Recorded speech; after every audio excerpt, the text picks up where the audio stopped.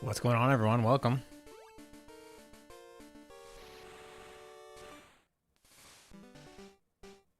Just getting set up, making sure the chat's working okay.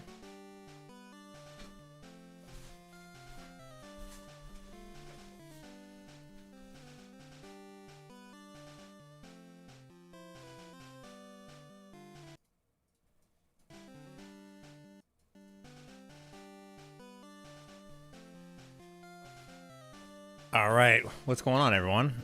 Appreciate you guys joining tonight. How's everyone doing on a Friday night? Happy Friday to everybody. Hopefully I'm coming through loud and clear on the mic. No, I was streaming around the back around the holidays into December. I did a full playthrough of Donkey Kong, but it's my first stream in a while. I tend to only stream every couple months, so if I do something stupid and it seems like a first stream, that's probably why.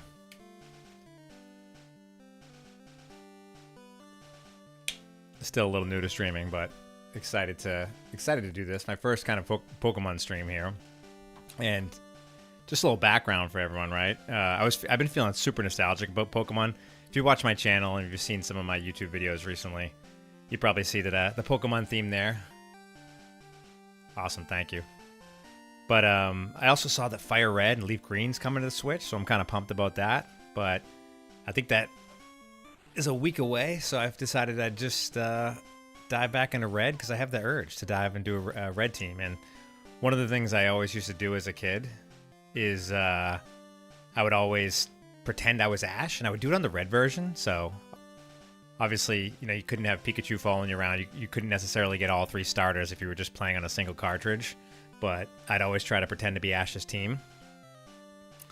And I decided, you know, I never was able to do it because I got stuck on the Tauros catch. And I wanted to go back and see if I could catch Tauros after all these years because I had a buddy that had Tauros, and I just feel like he was lucky. I feel like you had to be extremely lucky because the catch rate, or the encounter rate, was 3%. And the catch rate is crazy. Like, you know, you'd throw the bait, you throw the rocks, people run away. And I just think that there's only a select group of people that actually were able to catch Tauros back in the day. But yeah, anyway, I'll stop blabbing like I always do. But basically what I'm going to do is I'm going to do a full run. I'm only going to use the Pokemon that Ash used to see if I can beat the Elite Four with that team. So that limits my Pokemon pool. So I'm only going to have a select few Pokemon that I can pick. And I'm not going to be able to pick up Bulbasaur or Squirtle, because I'm actually going to go with Charmander, because obviously Ash's Charizard's OP, and I definitely want Charizard on my team for sure. But I'm just going to take it slow, be nostalgic, talk about the old times. I'm not a speedrunner. I'm not a pro at the game. I'll probably do some stupid things, and you can feel free to make fun of me in the chat. I welcome it. I'm not going to be using items inside a battle. I'll play it on set. It'll just be a slow, nostalgic playthrough and just see where the run takes us. Again, I'm only going to be using Ash's Pokemon, but let's get into it. Let's name my guy, and I see you guys all chatting. I definitely will start chatting a little bit, but let's dive into it. Let's pick our starter. Get the new game going. Hello there, welcome. Welcome to the world of Pokemon. My name is Oak. People call me the Pokemon Professor. The world is inhabited by creatures called Pokemon. Man, this the intro takes me back. Like I remember the exact place that I was sitting, and when I was holding a Game Boy in my hand. I was at my grandmother's house. I had the little kind of puke green Game Boy and the red cartridge. I still have my old red cartridge from back in the day, my very first cartridge too, with my old save file on it still. I'll have to show that off on my channel someday.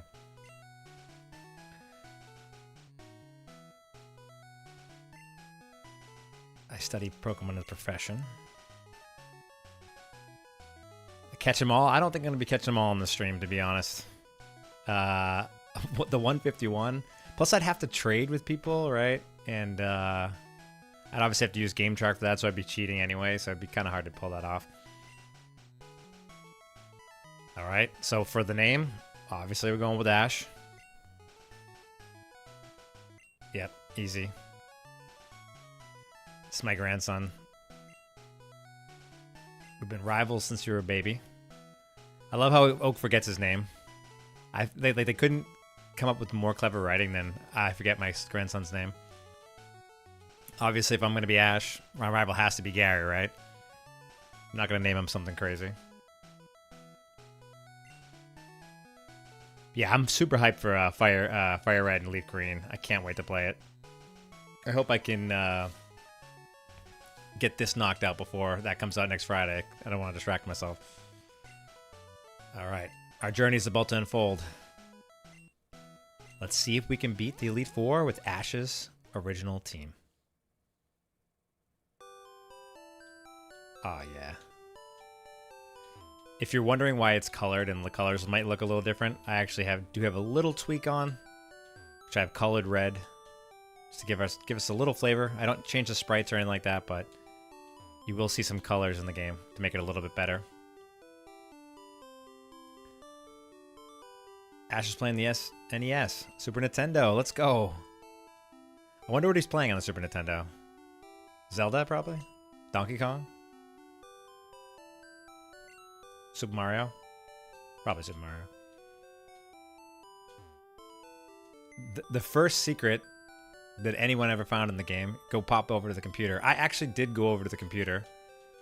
I've been in the PC since I was little, so I actually did go over to the computer and find the hidden potion here. Secret of the pros. Gotta grab the potion right off the rip.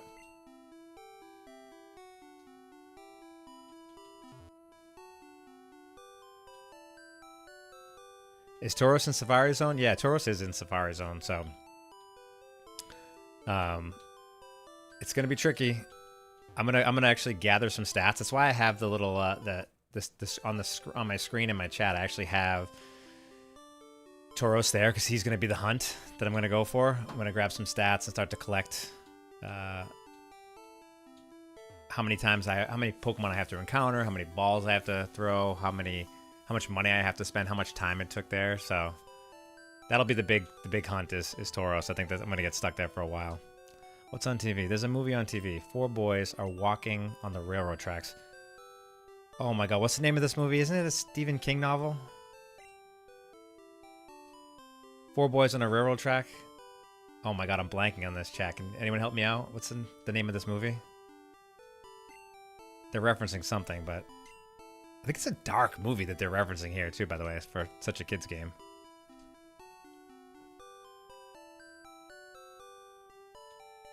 What's up, Mom? How you doing? Right, all boys leave home someday. It said so on TV. Alright, let's get moving here. Oh man, Pallet Town. I'm just gonna sit in Pallet Town for a second here. Catch up on the chat. Yeah, so in Safari Zone, you have to throw the balls, and they're just the standard balls, and you have to throw rock or bait. Either way, they just kind of run away, especially the rare Pokemon, but the encounter rate for Tauros is something like 1 to 3%. And you only have a certain amount of steps when you get there, so it's kind of should be interesting when we get there. Yeah, Ash did have both Bulbasaur and Squirtle in the anime, but I'm playing Red, so I'm not going to be able to get them, sadly. So my options are going to be, and I've planned this out a little bit in my head, my options are going to be Charmander, Pidgey, Caterpie to Butterfree. Mankey he had Tauros. He had Muck. It's so random that he had Muck. I had to look up where you actually can get Muck. It's not till way later in the game, so yep, got to wait for that. He had Krabby. He was actually using Krabby and Kingler for a little bit, so I can get him. Obviously Pikachu I can get. It's a rare encounter in the Viridian Forest, which we'll have to pick up him early. I think the first gym is actually going to be sneaky hard because I'm going to have to probably level up to Butterfree or get Mankey going. Someone was asking me earlier if I'm going to release Mankey or release Primate when I get him. I don't know. I might need him for the Elite Four, so I'm not really sure. So yeah, we'll have to cross that bridge. I might put it up to vote for the chat if I release the Pokemon like Ash did. But I'm going to really limit my options by the time I get to the Elite Four, so I might have to keep them strategically. But I might put that up to vote. We'll see. I was also thinking about how I'm going to get, who am I going to give Flash to? I'll have to think through that one a little bit because I don't know if I want to waste Flash on Pikachu. I don't know. We'll have to think about that one a little bit.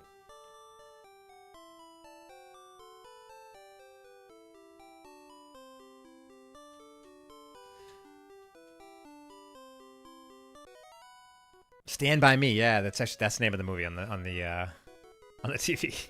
That's kind of a dark movie, isn't it? I wonder if in the Japanese version they reference another movie. I don't know.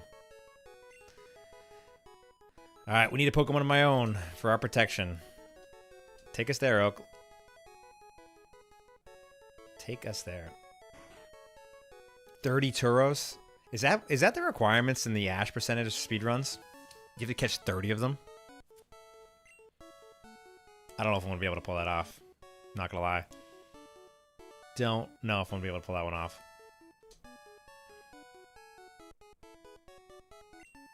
Let me have a think. Oh, that's right. I told you to come by. Professor Oak is very scatterbrained.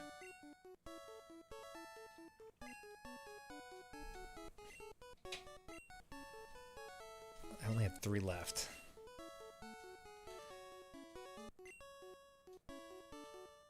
Be patient, Gary. Alright, let's see. Gary's acting like he's mad, but he knows he wants to go second, so he can counterpick me, obviously. Alright, first you get Charmander. Obviously prefers hot places when it rains. It is said to spout from the tip of his tail. The old sprites are so cool looking. And I actually love this colored version, how Charmander's colored here. It's awesome. So I am going to go with Charmander, but I'm going to look at the other sprites just for nostalgia's sake. After birth, it swells and hardens into a shell. Powerfully sprays foam from its mouth. Squirtle sprite, it's definitely a classic, but I don't think it's as good as the other two. I don't know. Blastoise is awesome looking, but Squirtle kind of gets the shaft with the sprites. Nope, not going to go with Squirtle. Let's take a look at Bulbasaur. Seed. A strange seed was planted on its back at birth. The plant sprouts and grows with the Pokemon. The original 3 are so good. I was looking at some of just kind of the things they're going to be selling for the Pokemon anniversary. Some of the throwback cards look really cool. The original 3. They're really milking the 30th anniversary. They also just opened up that Pokemon theme park in Japan. I watched a full video tour of it. It was really cool. I live in the United States, so I'm hoping they bring that to the United States because it looks awesome. All right, we're going with Charmander. It only took me, what, 20 minutes now to pick a first Pokemon, but hey, we did it. I'm not going to give any nicknames to the Pokemon because Ash did not give nicknames, so we will stick to the Ash theme.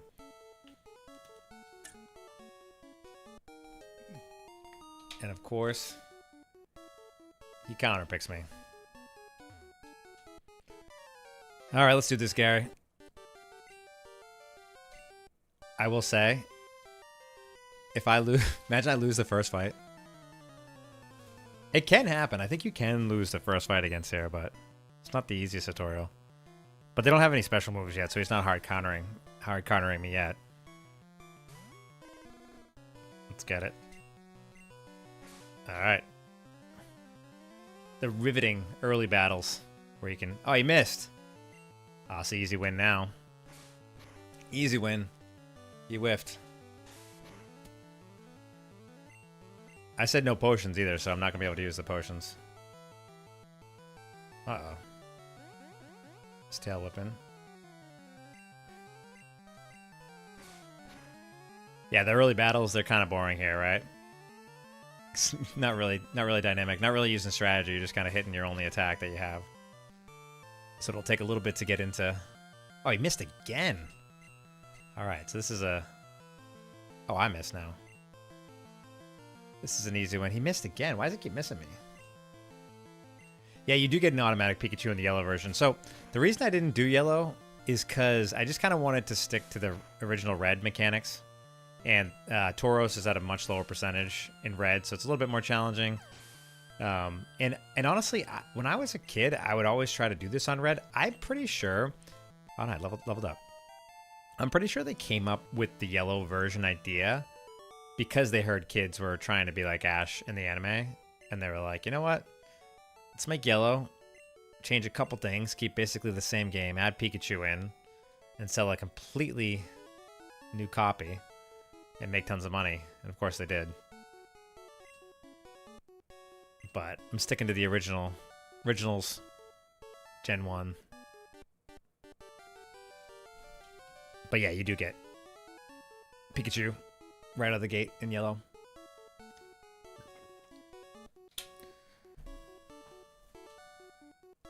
How's my, just quick check chat before I keep going. Is the game volume too loud or compared to my voice, or does everything sound okay?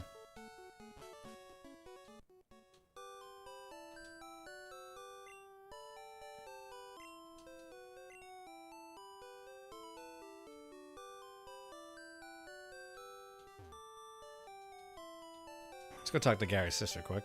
I know she gives us a map eventually.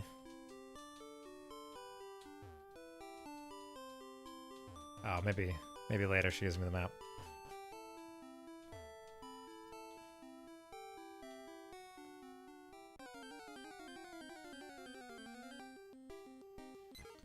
Alright, so we will be able to catch a Pidgey eventually. I just don't have any Pokeballs yet, so I'll have to pick up some Pokeballs before I can catch my first Pokemon.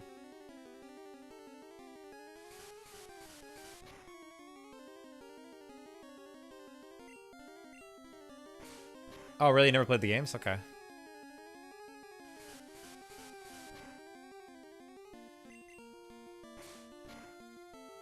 Yeah, I kind of... For me, Pokemania was just kind of... I'd take Pokemon anything, like Happy Meals at McDonald's, Pokemon stuff, Burger King had the same things. The cards, all the toys that came along with this, the games, the movie, TV shows, like... I said anything Pokemon at the time, books, give it all. Trading cards, obviously. I still have some of my old trading card collection too. Held on to it, survived the test of time after all these years.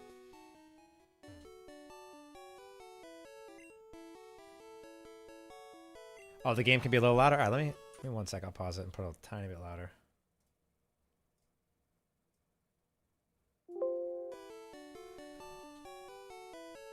Maybe that's a little better.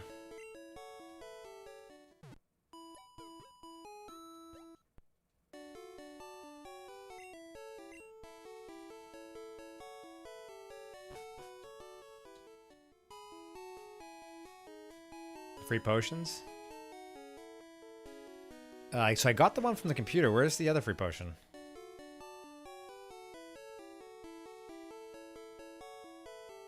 Yeah, Pokemon. I was around. We're probably around the same age, Philip. Yeah, it was a very special time.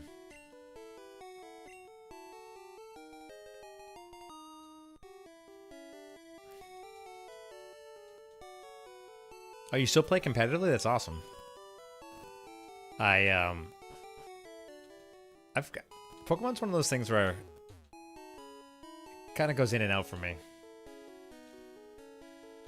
Sometimes other games catch my attention and they distract me a little bit. But I always end up coming back to this at some point. I get like random urges to play the game, and with all the news about Leaf Green and Fire Red out today, all of my social media feed dominated my social media feed today. I just was like, you know what? I'm not gonna wait till next week. I'm gonna play a game now.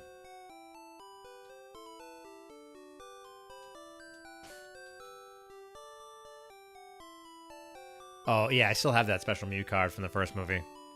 They also, I have I think it was like Topps that made the movie cards. I have those as well. I have all the cards that I got from the first movie too. Mewtwo. Pokemon Movie 2000. I have every single one of them. Oh, Pokemon Mystery D&D campaign? How do I get in on that? It sounds amazing. I don't have a Discord or anything. I've been meaning to set that up, but I'd love to see if you were willing to share that. I would definitely love to check that out. That sounds awesome.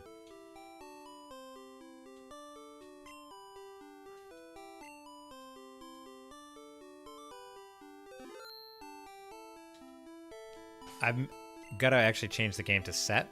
I said I was gonna set it to set. Battle animations are on. Text speed, let's put that to fast. Save us a little bit of time. Right? Okay, we're good. Alright.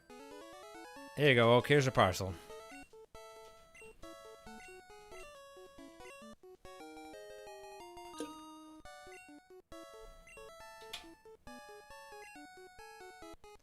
Yes, Stadium. Oh my. That was such a good game. I played Stadium a lot. I never owned it, though. I had a neighbor that had it, and I would always beg my parents for it, but I think I had to pick and choose my battles for me to ask for my parents to buy. And I was deep into the trading cards at the time, so I think I was buying more Pokemon packs, and they were just sick of buying me everything Pokemon, so I actually never owned Stadium, but I played the whole game at my friend's house.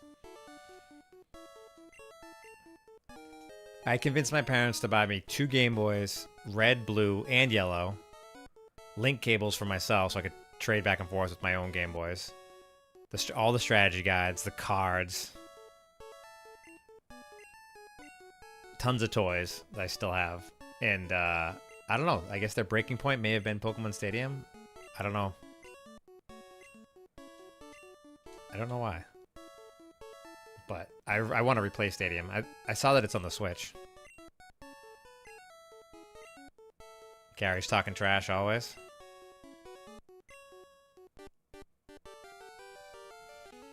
Did anyone ever get jealous of Gary's team? I always loved that. He actually put together a pretty solid team, and I always wanted the Pokemon on his team, and I would get kind of mad because I didn't want to copy his team, but he had such a good team.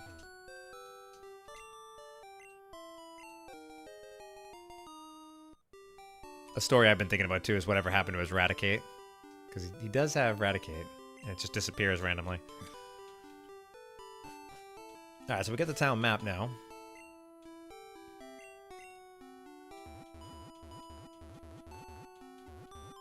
This looks awesome. The Kanto region. Still my favorite region. It may not be the best region, but I don't know, for some reason just the original games, they just do it for me. Kinda is what it is. Gen 1 will always have a special place in my heart.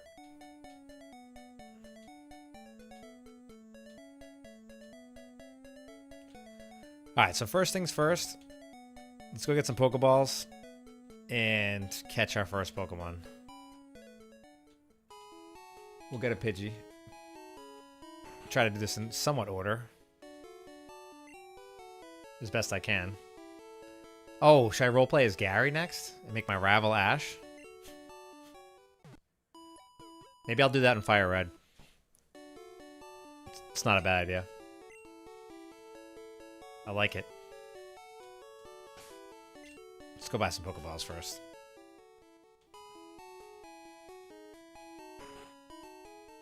How many can I buy? 99. No. Let's go with 15? Sure. Might be too much. I may have just wasted all my money, but hey.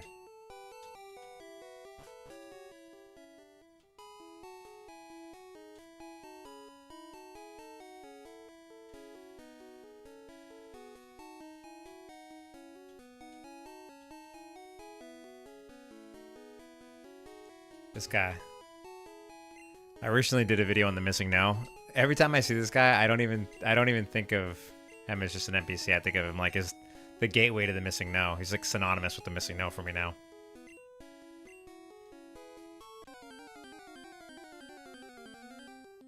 So like I was saying in my video earlier too, what happens here is that it switches your name out for Old Man. And then your name, see it says Old Man uses Pokeball. So your name kind of goes somewhere else. And it goes to where Pokemon data is stored. Then when you fly to Cinnabar Island from here, and you go surf, it's all kind of messed up, and whatever that code translates to, you start seeing random Pokemon on the island. Sorry, I'm not going to get too technical. This is a nostalgic run. Let's go catch a Pidgey. Let's go catch a Pidgey. I'd like to try to get to the first gym at some point. Rattata. Rattata. I guess I'll fight him. Just maybe get a little bit of XP here.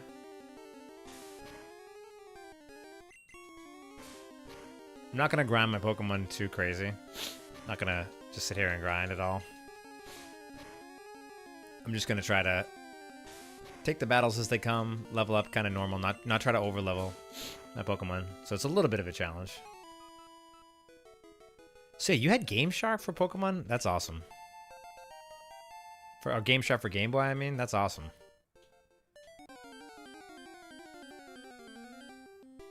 Come on, Rat. We need a Pidgey. Level 7 though.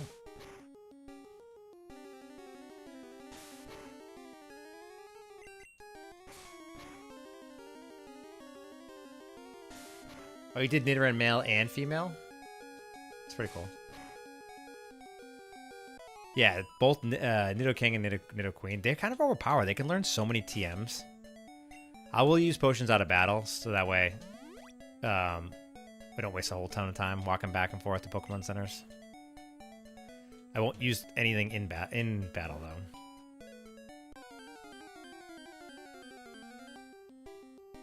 Alright, we can get a Pidgey. Let's try to catch this Pidgey.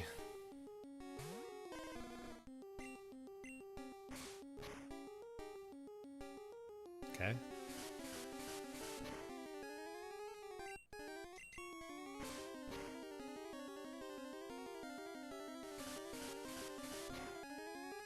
Alright, let's see. First catch, I'm holding down A.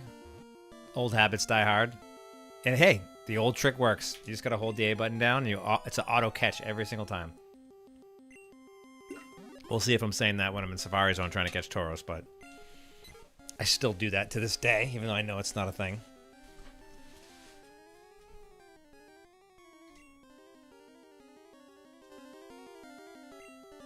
Alright, we got our first Pokemon. Pidgey. Level 3. What I love about Gen 1, and again, I know this doesn't translate to the competitive scene at all, is like it's just so simple. Attack, defense, speed, and special. Now, I know the special is kind of broken. It's not kind of. It is broken because the special attack and defense is together. So all the high special Pokemon, like the psychic Pokemon, their special defense and attack is off the charts. So not only are they just like a glass cannon, hard-hitting attacks, they're also a massive tank to special attacks too. So I know they had to do something like that to fix the stats of the game. But it's just so simple. And I do like the simplicity of it. Before you got into like IVs, EVs, right, and the perfect stats and those type of chase, I get that they added more complexity to the game, but I don't know. There's something special about simple to me, and it's not just the times. When you start to make things a little overly complex, I don't know. A little bit of the magic fades, but hey, I still think that. For the competitive scene, all the changes they've made is really good. Alright, so we got Pidgey now. So now let's go look for a Mankey. I think I'm going to have to fight... Actually, can I catch Mankey here? I think I can. Let's try. Let's try to find a Mankey here. Imagine first try. Nope. Rattata. I guess I'll fight him. Actually, I probably should have... Probably should do this. Get Pidgey some XP. So he can be somewhat viable.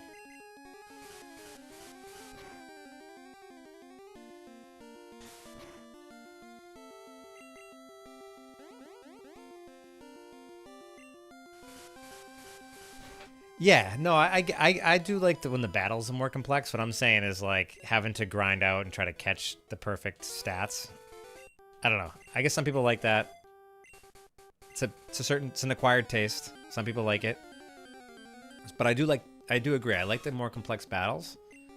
I just the having to chase the perfect stats in the grind. I don't know. I'm on the fence about that. I see both sides, but not the biggest fan of it.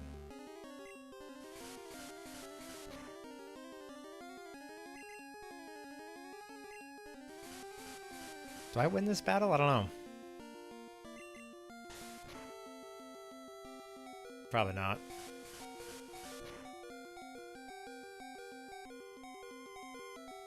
Switch out.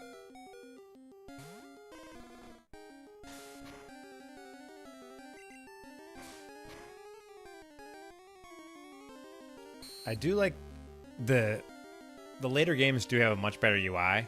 The fact that you can't see an experience bar or if you've caught the Pokemon or not, like those are just such little things I'm surprised they didn't have in the original game.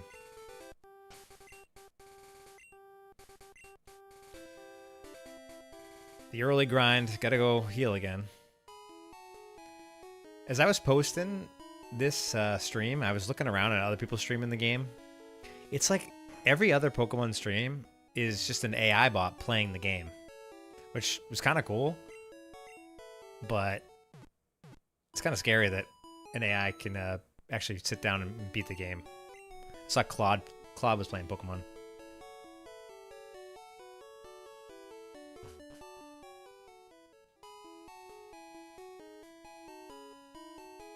Oh, do they really? They all have hidden stats? Huh. I didn't know that.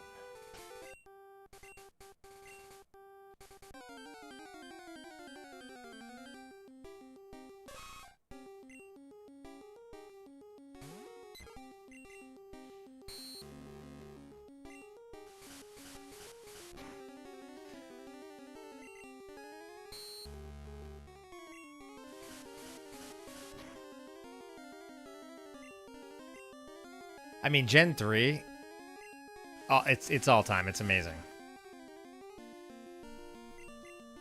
Gens 1 to 3. Very good games. I recently beat Sword and Shield as well. I mean, it's fun. It's just, I don't know, some of it dragged out a little bit, I think. Especially the story itself, like that story just kind of dragged on. There's lots of talking in the game, and dialogue, but the dialogue doesn't really like mean anything. It's not that meaningful, basically, is what I'm trying to say. I just think that it could have had a little bit more of an interesting story, but there was some good and some bad about that game. I get it. I get what they were trying to do. The Galar region was pretty fun. There's just something different about the old Gens 1 to 3.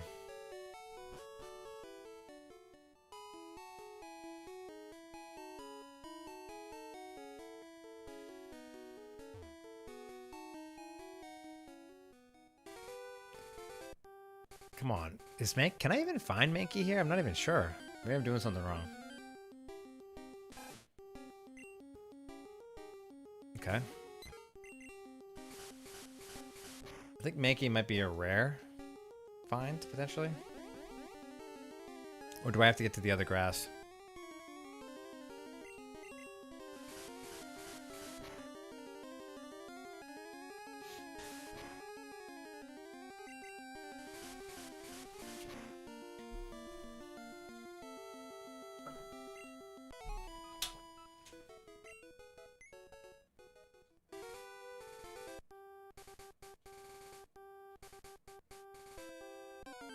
Come on, give me a Mankey. Give me a Mankey. I might be searching in the wrong place. My memory might be fading me.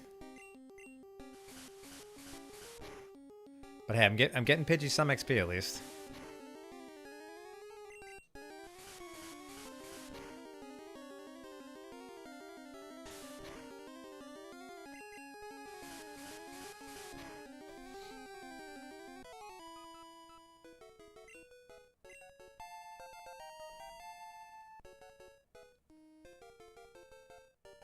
And I just realized I have to update my team really quick. Just give me 1 second.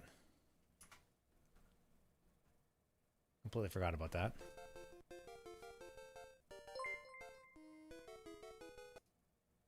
Oh, thank you, man. Appreciate that. Appreciate that a ton, man. Thank you so much, man. Much obliged, man. I really appreciate that. Thank you so much.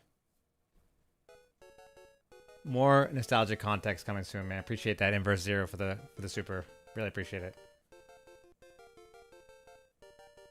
Yeah, I'm considering a Patreon. I'm just a new content creator. Like, just trying to have fun here and do some streams and stuff like that. So I don't really turn ads on for this either. Just doing this for fun, to hang out, hear from you guys. I just love sitting here and chatting. Probably my favorite part is hearing some of the stories in the comments. But again, that super is much appreciated, man. Thank you so much. More nostalgia content coming soon. Let me just update my team here really quickly. Bear with me for 1 second, folks.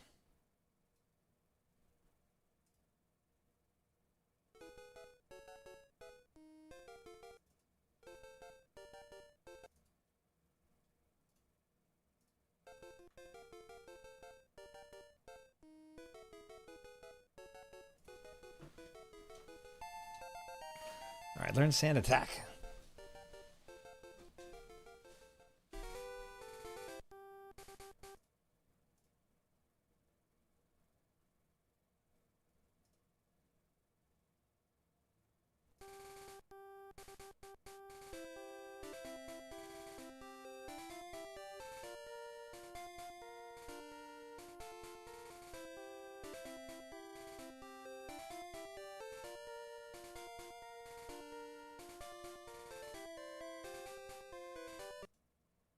I just realized my chat is actually not coming through on the screen. Is that true?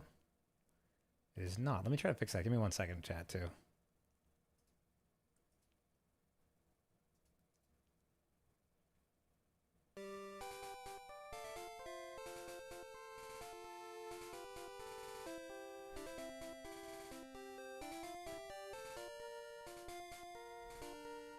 So I know I'm a noob. Give me 1 second. I'm trying to fix my chat.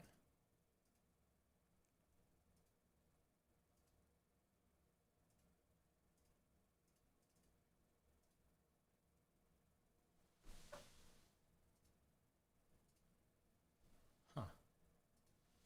Not sure why that's not coming through. 1 second. See the chat here. It's so weird.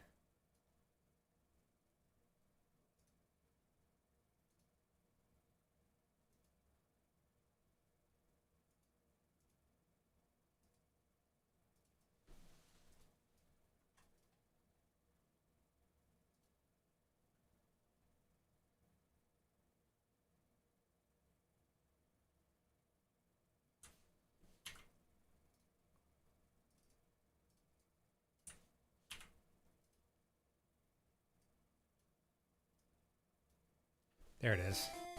Wow. Apologies about that. Some technical difficulties, but I actually did not have my chat popping up, so I apologize for that, chat.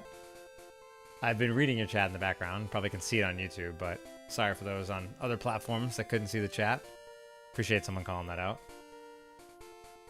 And I'm just going to update my stream really quick here. Bear with me for 1 moment, all. This is some good learnings for streams in the future to not have to do this on the fly, so I apologize.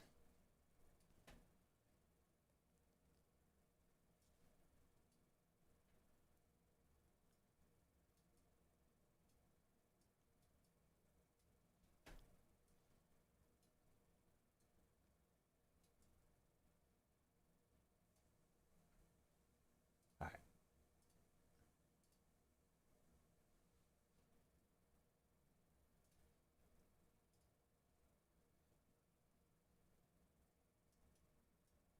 One moment. Thank you all for the patience here. There we go. All right. Team updated. Chat now fixed. Apologies again for that.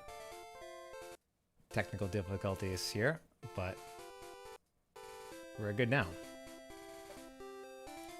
Much better. All right. Hopefully I can add a Mankey to that team. Try to keep finding here.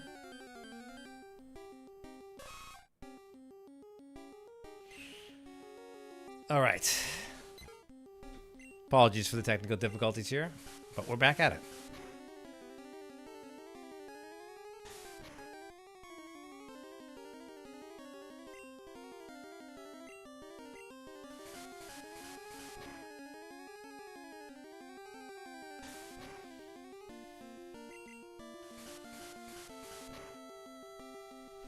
I think Brock is actually going to be harder than I think because he's got an Onyx and a Geodude, and they're pretty strong. So I think I'm going to need a Mankey. I think Mankey helps you with that. Pidgey definitely helps, but I don't think Pidgey can take on the Onyx. And Fire is weak to Rock, so Charmander's not going to really help there either. I think what you're supposed to do is get a Butterfree. I believe. I need this Gust to take him out.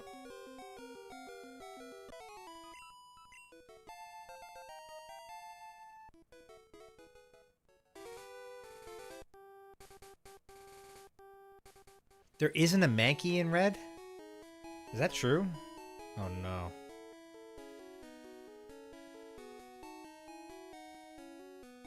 Is that true? No, Mankey's in Red. It's a Red exclusive. Meowth's in blue.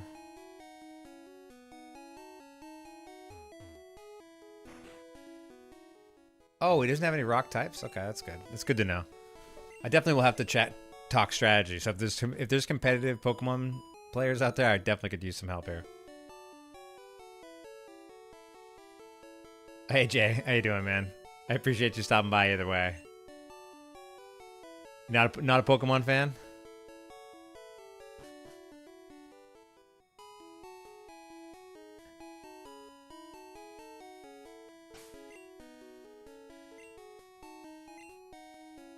You know, I think that Mankey is not in this grass. Okay. Oh, he's not this early? Oh. Okay, okay.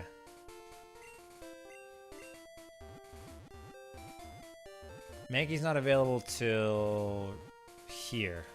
Okay. So you guys are telling me I'm wasting my time here. Okay. So what is the play against Brock then?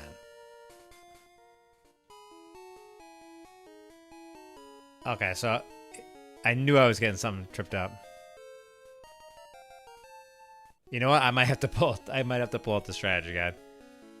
See, I do remember that hidden potion is here though.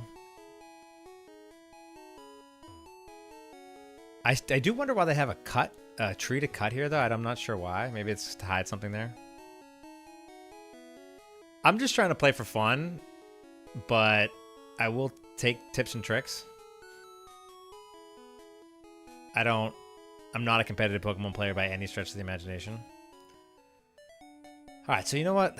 Maybe we'll go try to catch Pikachu. Pikachu and Caterpie.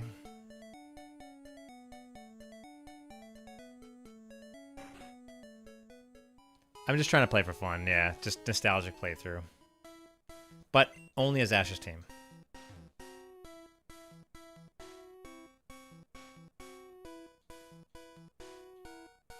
Alright.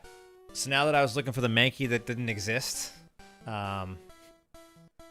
if you guys didn't tell me that Mankey wasn't there, I probably would have sat there all night just trying to find a Mankey. So, thank you for letting me know. Yeah, I could have sworn Mankey was in that grass too. So I'm glad it wasn't just me. So Pidgey should be able to crush these bug Pokemon. Right? Disgust? Oh man. I feel like this is like the best place to level up a Pidgey, because like if you're just hitting Metapods and Cocooners or just using Hardens, you can just literally attack them and not have to worry about having to heal every Pokemon. Oh, okay, Butterfree learns Confusion. That's right. Okay, so we're gonna go for a Butterfree.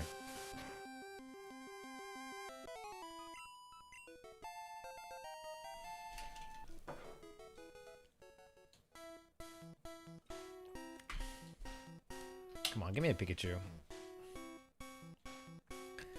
Yeah, so my memory must just be getting confused, but yeah, Monkey, I think you're right. Mankey is not in that grass in this. It doesn't come until right before Mount Moon, I don't think. In the grass right before Mount Moon.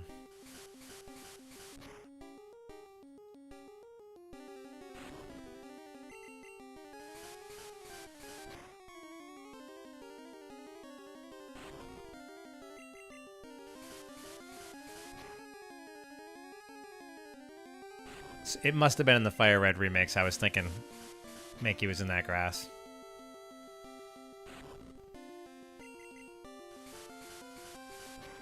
The good thing is if you get Pikachu early here, it counters Gary's Squirtle, so let's find a Pikachu.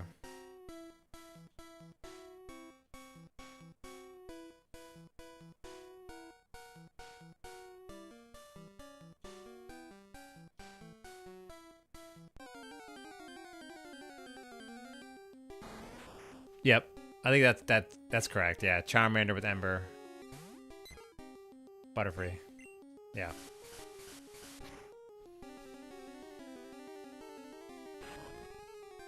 Yeah, the soundtrack for this brings back all the feels, all the nostalgia.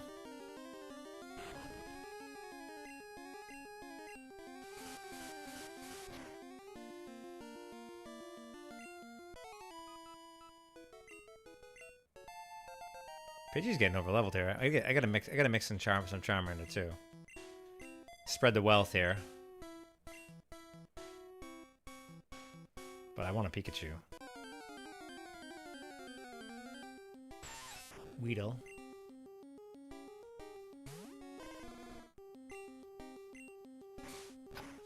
I think I get Ember at level 8, I want to say.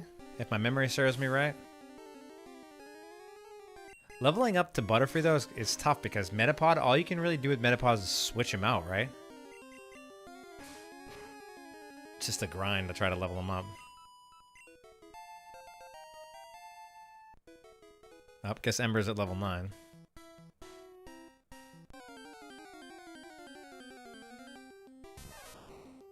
There he is! Okay. Smile comes to my face. Look at the original sprite. It's actually really cool. Isn't there a Mandela effect where people think he had a black tail tip in the tail? So, anyway. Pikachu level 3. Low level Pikachu. Is my Scratch gonna just kill him? Please don't kill him. Please don't, please don't, please. Okay. Phew.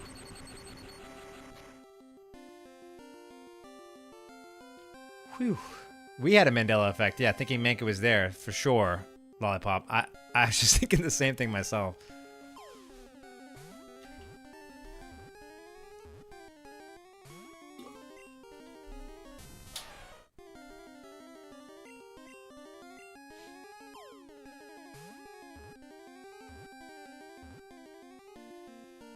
Alright.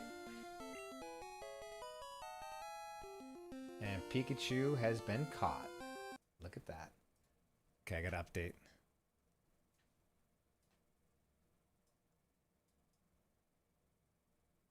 Pikachu's in the team now. He's been caught. Let me just update my team quick here.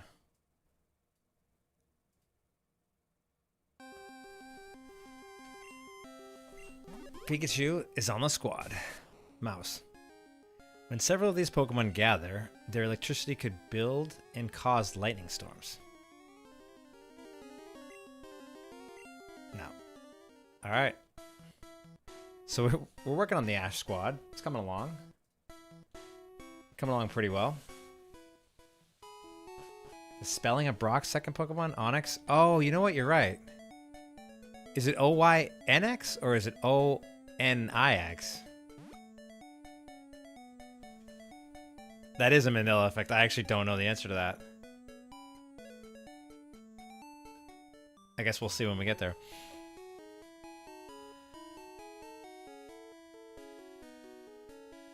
Oh, Andrew, yeah, I'll probably play him for a little bit, man. I'll probably just until I'm tired. Probably go for, you know, maybe an hour or two more. But I'm going to also play tomorrow midday. as well. And I'm going to record it all, so if you can't make it at any time, I want to pop in and out. Like, this will all be recorded. It'll be up on my YouTube if you want to use it to watch it later, fall asleep to it or something like that. It'll be up there. So appreciate you dropping in. So yeah, feel free to jump in and jump out.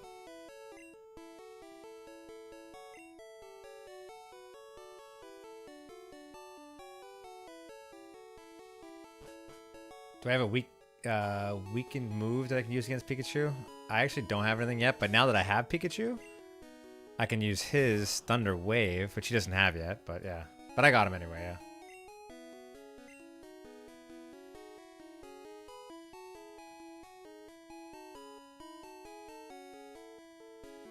Yeah, I'm sure this in the chat is going to turn into a Mandela effect here. There's a lot of things you kind of remember and don't remember about the game. Pikachu.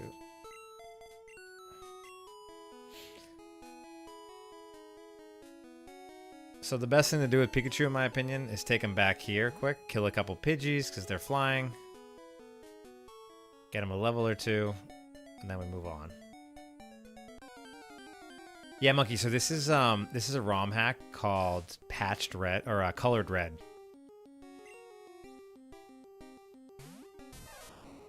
Yeah, Mandela effect. It's if you look it up, there's a ton of them out there. But basically, it's when a collective group of people have a misremembered memory that isn't true, but a masked group of people have the same memory that just didn't exist.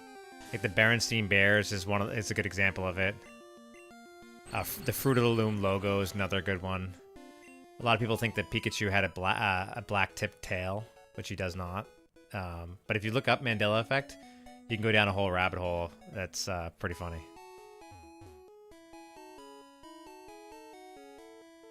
It will, it's a weird psychological thing.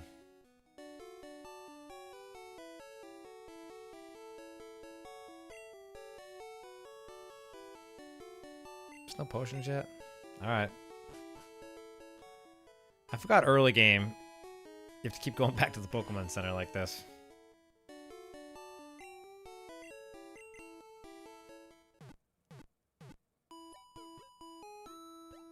It's my favorite thing, to be honest, like going into these, into memories.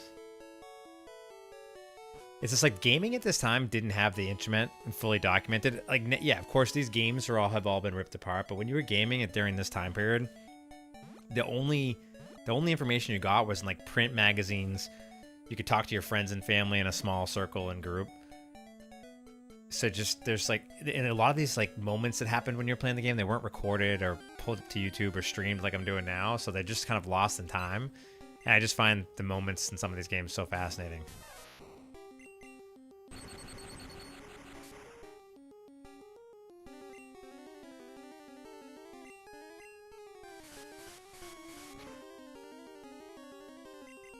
Pikachu is very weak defensively. And I'm going to take Pikachu, obviously, all the way to the Elite Four, so and I'm not using potions, so I'm going to have to... I don't know how that's going to work out for me. Alright, thank you, Andrew. Appreciate you stopping by, man. Thank you.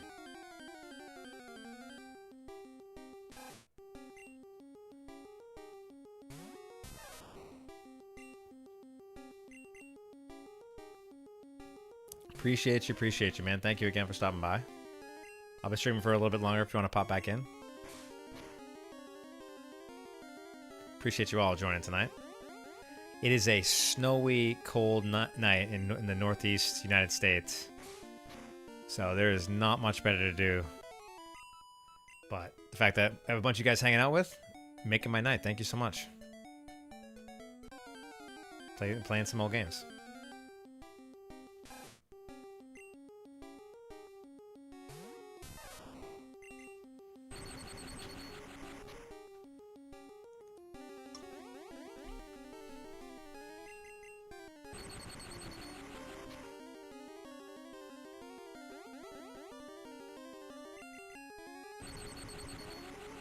Trying to remember if I was like grinding out Pokemon like this back in the day. I mean, I have probably too many Pokemon right now, but let's see. Pikachu. Yes, it is. Level up. All right, 15 EXP to level up. Alright, so let's just get him one more level at least. That's what I was looking for. A Pidgey, thank you. One shot with Thundershock? Nope, not that powerful yet.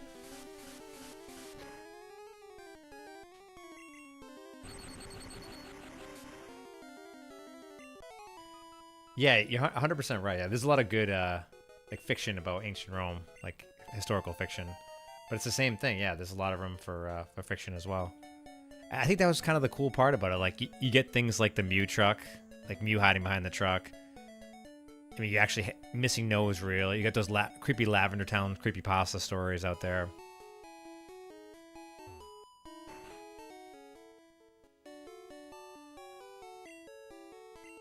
Oh, that's a good point. So yeah, so the reason I didn't play yellow is because I wanted to do some of the janky mechanics of the original gens, and I also wanted the lower catch rate for Tauros to have that be a little bit of a challenge and do some field research there. And I feel like they did make yellow because they found out people were playing red and blue as Ash, because that's what I did. I played red, tried to pretend I was Ash. So I just kind of wanted to do the full-on original playthroughs versus the yellow version. But I know what you're saying, because I could have had a Pikachu following me around. I could have caught the Pidgeotto, right? It's a very good point.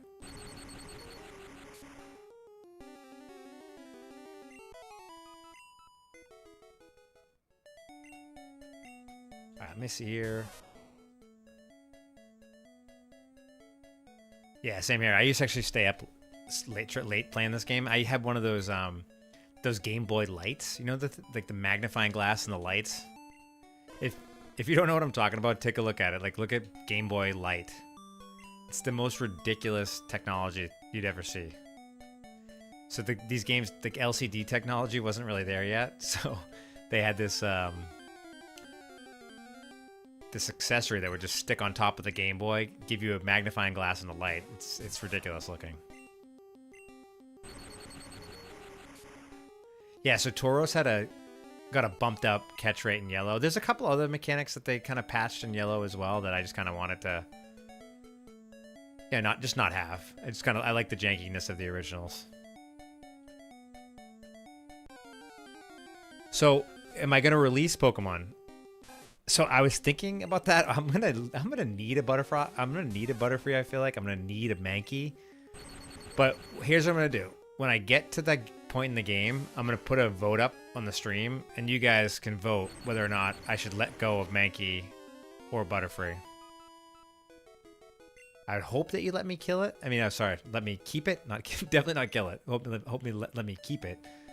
Because I feel like I'm gonna need them for the Elite Four. Doesn't he let the Pidgeot go too? Like, I feel like Ash could have used that.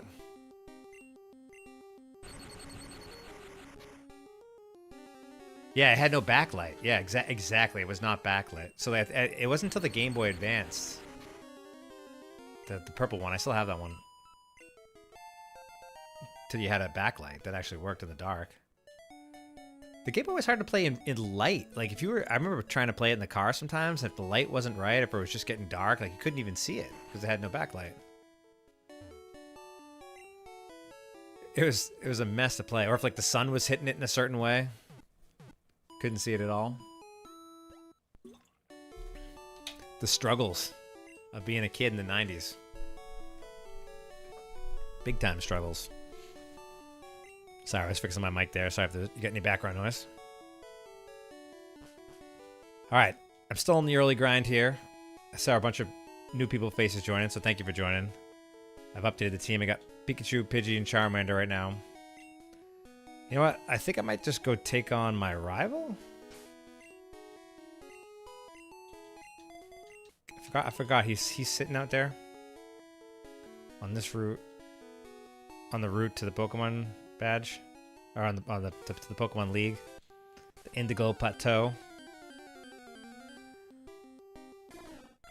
Oh, Sparrow! I wish I could catch Sparrow. See, look at this. Is just like episode 1. Sparrows are attacking us now. I want to keep Butterfree. I want to keep Primeape too. I think I'm gonna need them. My Pokemon pool is limited to what I can do in Red because I can't get Bulbasaur and Squirtle, obviously. I don't know how Butterfree does late game. Probably not well. I'm assuming. Again, I haven't played the original gens in some time.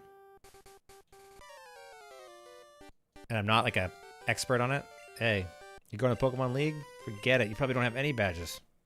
The guard won't let you pass.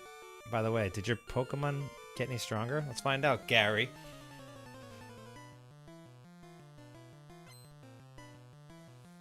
Alright, Gary, let's do this.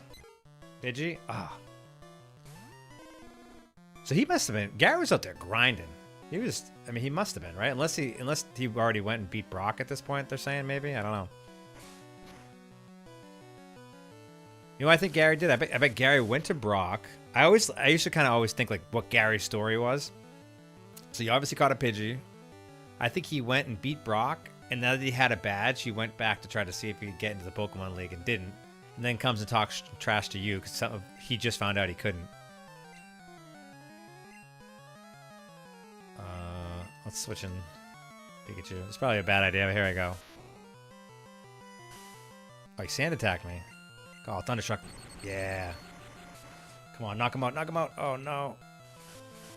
Can Pikachu take a hit? So this Thunderstruck has to hit and knock him out. It's the only way. All right.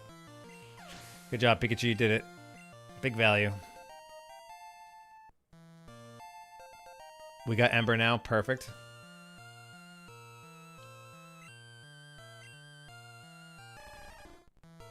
So he's probably not going to be able to survive against Squirtle, but I feel like I get the Thundershock off on him. Super effective. It's a good hit. He'll probably knock me out with the tackle, right? Oh, he's alive. All right, we'll do Pidgey next.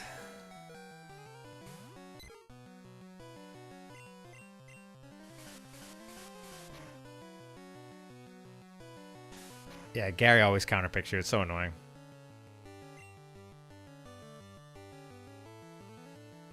Yeah.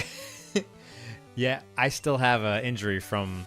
Especially when you play Mario Party with the Nintendo 64 controllers. And you have to do that, like, the one of the mini games where you had to spin it around in a circle with your palm. I forget which mini game it was that made you do that, but I would have blisters on my hands from doing that.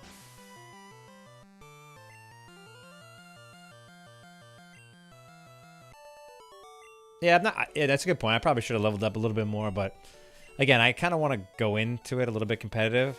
I think my biggest challenge is going to be the Elite Four because Ash, like, he doesn't really have late game Pokemon, right? So, like, Charizard will scale late game, I'm pretty sure. They say Tauros is good in Gen 1. I've never had a Tauros in Gen 1, so I'm pumped to get one. I say that, and I should probably knock on wood when I say that because getting a Tauros is not easy, so we'll see how that goes. Pikachu, he doesn't scale well at all, but he's going to be with my team the whole time. But his defense is so low. He's got 9. And I've never played Gen 1 with a Krabby and Kingler, so we'll see how that goes. He's going to be our water type. And Muck, I've never played with a Muck either, so we'll see how Muck does. But you can't get Muck till way later. But I'm going to try to get Muck as soon as I can, so I can start getting him some XP. I'd like to get a Mankey and a Butterfree. Let's go get, you know what? Let's go get a Butterfree. So we get some good XP there. I think the team's looking pretty decent. You know, I've only been playing for about an hour. Charmander, Pidgey, Pikachu. Pretty strong team right now. But let's, think we're gonna need... I mean, could I take Brock on right now? After I beef these guys up in the Viridian Forest from all these trainers? Like with these 3 Pokemon, I might be able to. You know what I was just thinking of, chat, as I saw this cave over here? How am I going to get through the dark cave? I guess Pikachu can learn Flash? You know what? Let's not get ahead of ourselves. Let's stick to the mission at hand. But having to waste Flash on Pikachu, that's not ideal. So I'm going to think about that one. Unless I try to navigate it in the dark, which sounds terrible. Sky Trainer. Should carry extras, thank you. Let's do this, guy. Let's battle him.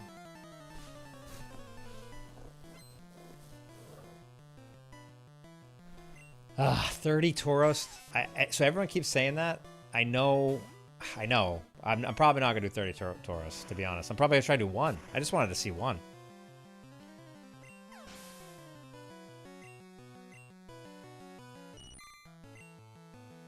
Caterpie. Oh, Charmander's cooking now. So is it true that speedrunners, because I'm very impressed by speedrunners, but I don't really follow them too much. Are you saying that when speedrunners do their runs, they have to catch 30 Tauros as part of their speedruns? That sounds insane to me. Impressive. I might have to watch that tonight.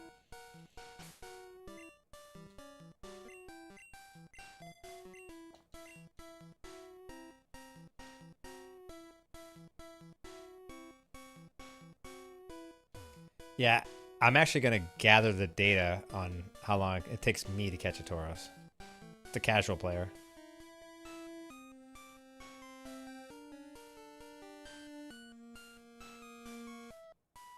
I'm pretty sure Flash, yeah, Pikachu can learn it, but when you gotta remember, when you give HMs to Pokemon in the Gen 1s, you can't unlearn them. I think they get stuck with them, if I'm not mistaken.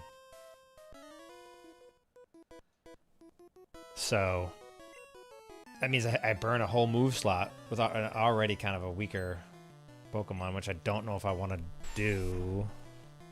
I'll think of something. There's got to be a way. Navigating the cave in the dark. I know. So maybe I don't need Flash. Maybe we'll go into the cave dark. I like that. Sounds fun to me. Or actually, you know what I just thought of? Maybe, didn't Ash's mom have a Mr. Mime? Maybe I can go, quote unquote, borrow a Mr. Mime from my mom. Not battle with him, but use him. No, we'll probably just do it in the dark.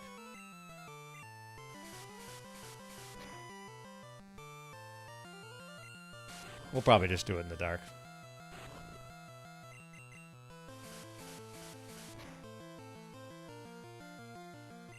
Yeah, I'm keeping Pikachu the whole time, but I don't. What is this? Flash does nothing in battle, though, right? I don't think it does.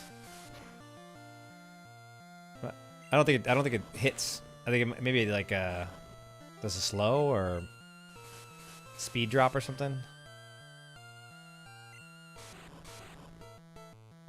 It might have to be dark. The dark.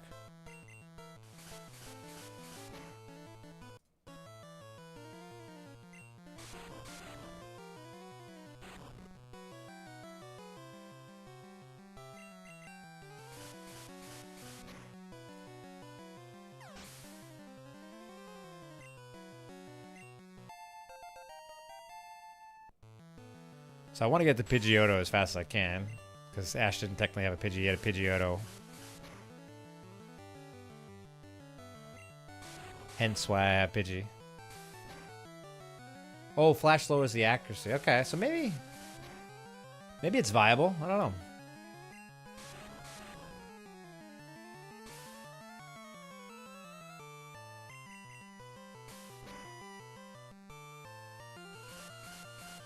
With Ash's team, how many times do you guys think I might die throughout the course of a playthrough? Think I can go no deaths? I feel like that's a tall order. I feel like RNG might even just get me at some point. Oh, Butterfree can run Flash? Okay, that's might be what we do then. Maybe it's Butterfree. So we gotta get a Caterpie. Who's poisoned? Pidgey? Sorry, Pidgey. Not walking all the way back.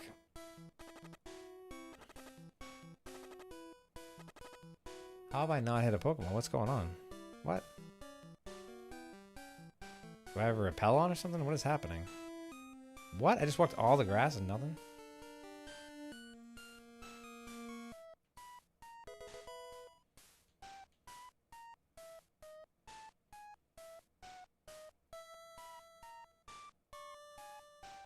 I'm actually enjoying the tips too in the chat.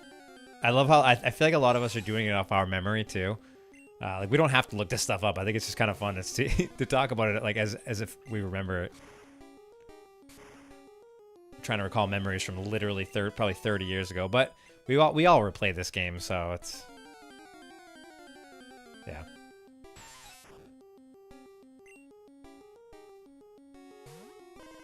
Oh my gosh, the pinball games. It's actually funny you say that. I have the pinball game sitting literally right in front of me. The actual physical copy of the pinball game. It has a battery slot in it. I wish I don't have a cam. Maybe I'll get a face cam at some point in time. I don't have one yet. I like to keep the videos kind of just focused on the games, but yeah, so I have the pinball game right in front of me. It has a little slot for a AAA battery. I think because it rumbled. So when you played the pinball game, it rumbled a little bit. But what is the Fight Gamer? What is the Professor Oak challenge on the pinball game specifically? I actually don't know. There it is, Caterpie. How's the first time we're seeing Caterpie? All right. I'm probably gonna send Pikachu out there because Charmander might one-shot it.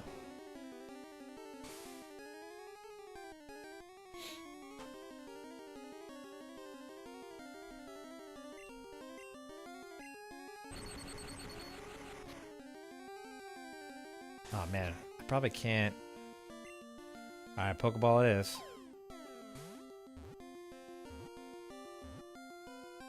See? Guys, I'm telling you, if you hold down A, it's 70% of the time it works every time. That's the secret to catching Pokemon. You cannot tell me otherwise.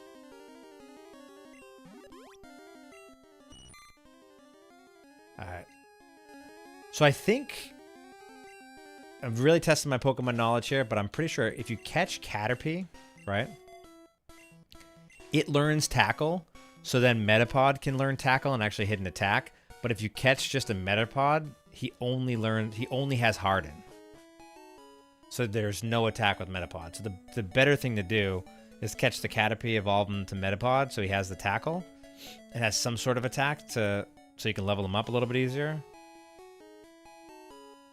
Pretty sure that's how you do it. That's my my 30-year knowledge. Yeah, mash or hold the A button. Like that is a fact, not an opinion. You cannot tell me otherwise. Fact, not opinion. Hope to see you again. You're gonna be seeing plenty of me, Nurse Joy. Alright, level 3 Caterpie.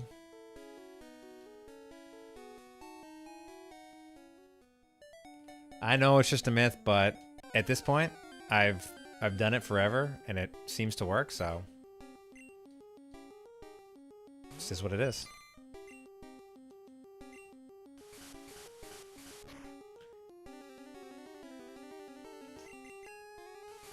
This is like... Caterpie's weak. What am I gonna do here? That tackle does nothing. Alright, Pikachu.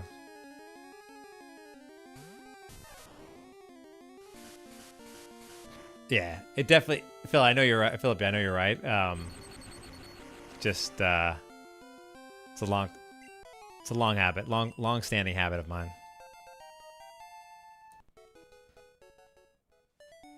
How am I gonna level this Caterpie? This is like a little painful. I forgot.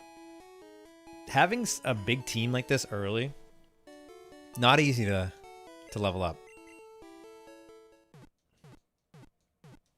Like I was saying recently, I recently was playing the Sword and Shield, and they make it so easy to level up Pokemon. All you have to do is those Pokemon raids, and they give you these like EXP candies that you can just like instant level your team up, any new Pokemon you want up.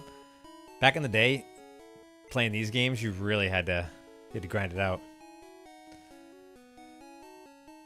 But let's see. Maybe I just go back to the forest and just fight other bugs? Let me try one more here. Yep, before the XP share. Pidgey? You eventually... I think you gotta catch a certain amount of Pokemon, which we're not gonna be able to get any of the items that require number of Pokemon caught, because we're only catching Ash's Pokemon. But I'm pretty sure you get an EXP share when you catch a certain amount of Pokemon. I think. Pretty sure. Worst Pokemon to level up though, Magikarp. Magikarp can only splash, right? Or does it learn? Can it learn Tackle or something? Can you teach a Bubble maybe? Bubble Beam from Misty? I was excited to do this playthrough. For some reason, talk about Mandela Effect. I thought that Ash had a Gyarados, a Magikarp and Gyarados. But as I was rewatching the anime, he doesn't. It's James that actually has the Magikarp, and he kicks it, and it turns into a Gyarados.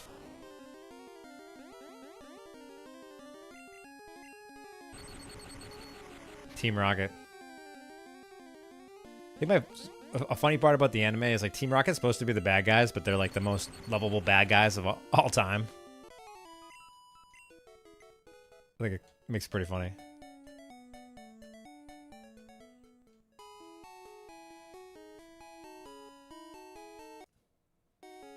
I was rewatching it with my kids, and I swear my daughter likes Jesse and James more than she likes Ash, Misty, and Brock.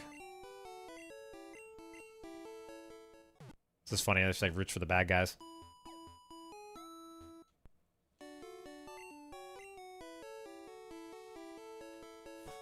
It's just like, I'm trying to think here.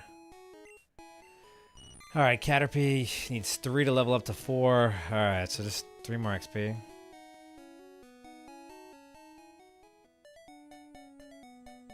Yeah, Caterpie can actually level, but you basically have to put them in your first slot and swap them out. So it's like, it's always split. It just takes so long.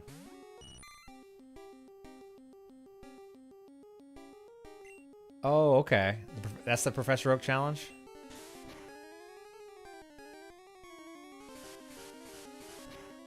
I haven't played Ocarina of Time on 3DS. People have been saying that there is a lot of fun in a lot of the DS remakes.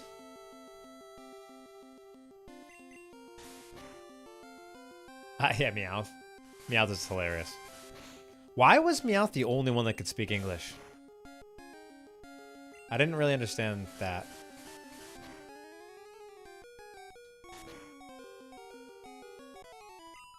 Like, if anyone was going to speak English, shouldn't it have been like Pikachu maybe? But that would have changed the whole show. But Meowth is literally the only Pokemon that can speak English. I'm surprised. They don't even think they address that in the show ever, do they?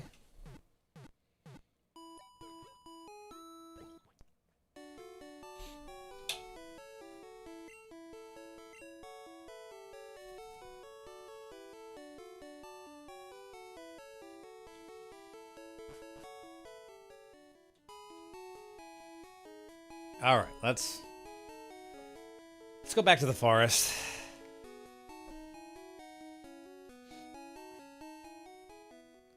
Back to the forest. Oh, you know what? 1 second, chat. I need to update my team really quick. Hang on 1 second. Quick pause. Let me just update my team really quick here. I gotta add Caterpie to the team because I feel like Caterpie is gonna be with us for a little bit of time. Just update the team here really quick. 1 second. Doing this the old-fashioned way. I'm sure there's a add-on or something better that I'm doing, but literally just adding them manually to my overlay that I made myself. If you're wondering why it looks so janky, I literally made the overlay myself before the stream. Again, I'm sure there's a better way, but decided just to do it myself. Why not? Alright. Charmander, Pidgey, Pikachu, Caterpie.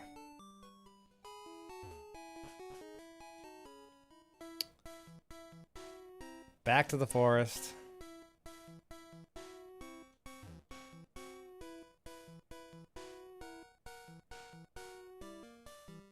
I'm trying to think in the anime, what does Ash actually fight? Who does actually Ash use to fight Brock? He definitely uses Pikachu, which is wild. And does he use Charmander or Pikachu? Actually kind of crazy if you think about it, because like Ash has literally no concept of type advantage at all.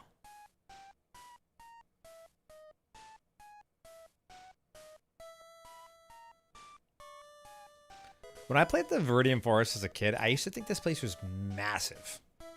It's literally so simple, but when I was playing it when I was little, it felt like the biggest part of the map.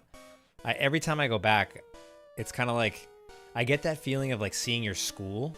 Like you always think your school was so big when you go back and it's like the smallest thing ever. Or like the playground you played as a kid. If you ever go look at it, you thought it was huge and it's tiny. This forest gives me that same feeling. Alright. You should be able to beat this Weedle, Caterpie. Come on. Stop. You gonna poison me?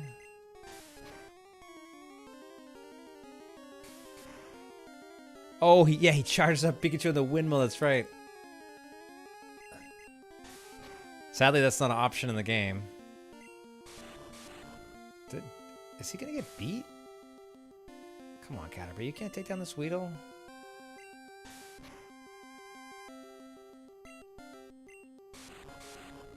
No.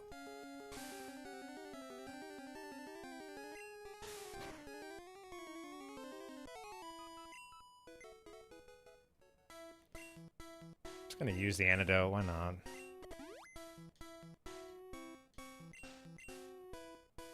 Probably a waste. But I'm not really gonna use items in battle anyway, so it doesn't matter. Can he talk telepathically? Oh, yeah, that's a good point. I actually didn't even think of that. That's a good point. Watch how long this fight's gonna take. I guarantee the Metapod's just gonna harden the whole time. And I'm gonna sit here just tackling it. I might run out of tackles, to be honest.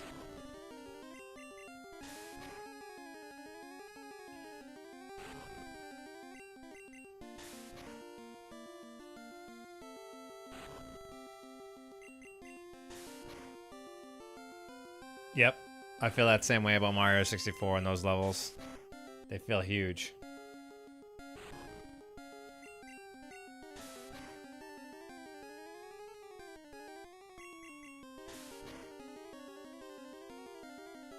I love how you pick blue because of Sonic, Mega Man, Sub-Zero, and the Blue Ranger. I was more of a Green Ranger type of guy, so if there was a green version, if there was Leaf Green back in the day, I probably would have picked green. But I went with red because I thought Charizard looked cool. I still have my original red cartridge with my original team on it.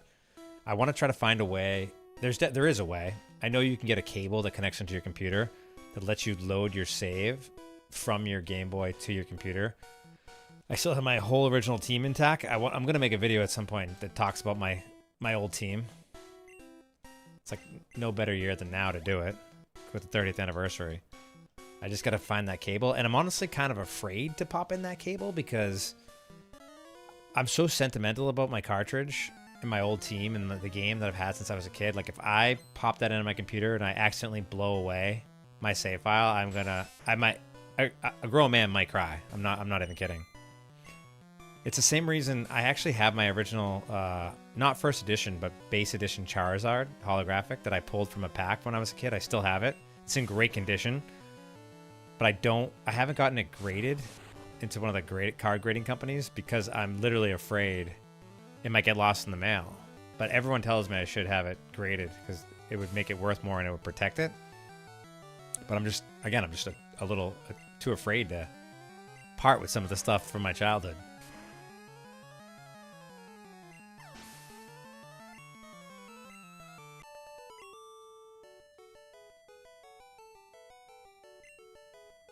So, good question. Do I not have missing no shenanigans on the save file? So I had two copies of the game. I had blue copy and my red copy. The blue copy, I did all the shenanigans on, and I did all the cheats and everything like that. But with the red copy, I never touched it. It's as if I never touched it from when I was a kid. What does this sign say again? Leaving Viridian Forest. Pewter City ahead. What do these people say? Can be cut down by a special move. Okay.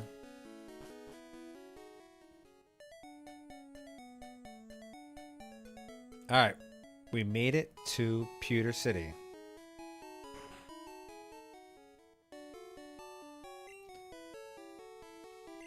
I know. One of the fun things I wanted to do with my old team is just kind of trade them all the way up to whatever the latest version I could trade them up is. Like, could I get them into my Pokemon home? There has to be a way, right? Pretty sure I watched a video on a guy who copied his Pokemon like through every single version of the games.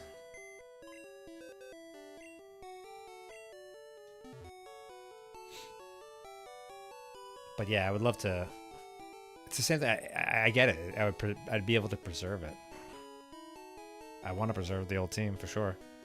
Pokemon come easy to catch when they are hurt or asleep. I always used to talk to every single person. Taught by a trainer. Because like every 1 in 10 people give you something.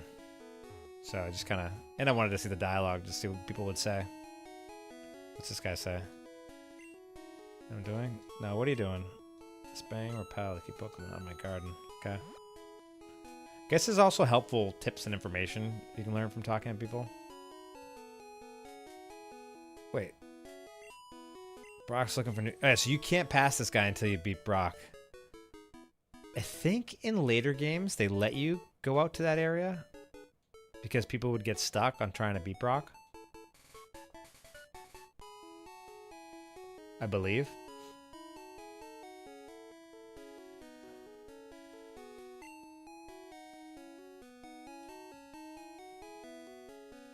Don't quote me on that. But first, let's go to the museum. Let's go check out the museum. Learn about some history. I don't remember if this is worth it.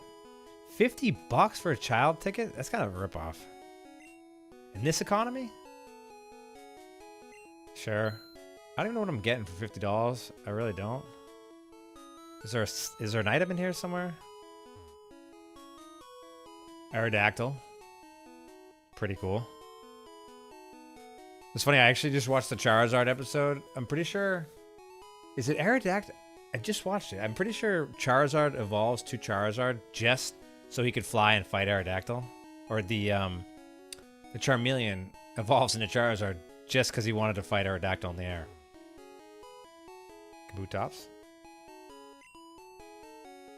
Tommy from Power Rangers autographed my Rayquaza card? Are you serious? Is that real? That is the coolest thing I've ever heard of, if that's true. I would definitely... Moonstone. Moonstone? What's so special about it? July 20th, 1969, the first lunar landing. I bought a color TV to watch it. Is that the real date? Is that factual? Space Shuttle Columbia. Yeah, Pikachu soon, I promise. I got a Pikachu. Caught my very first one that I saw. You guys should just go to Viridian Forest. Pretty easy. Kind of rare. So I just paid $50 for nothing. I thought there was an item or something in here. It's yeah, when you sneak in the back way, there it is. When you sneak in the back way of the museum, you get that old amber right there. I see it sitting on the pedestal, and the old amber turns into Aerodactyl. Did anyone ever try to get out of bounds? I always tried this. Try to get outside of the rocks. I always kind of wondered what's out there. Obviously, there's nothing out there. I wonder if there's like scrap parts of the game, though. Maybe I can use a glitch at some point in time to get out there and start exploring. Yep, I guess I paid $50 for the experience. Okay. July 69 was true, so it's factual. So, in this universe, it's on the similar timeline to our world.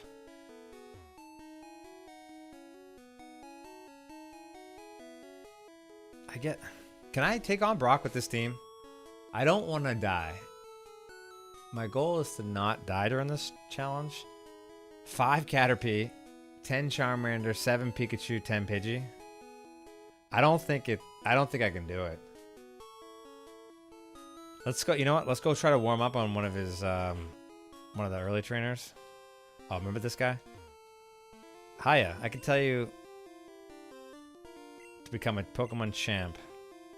I'm no trainer, but I can tell you how to win.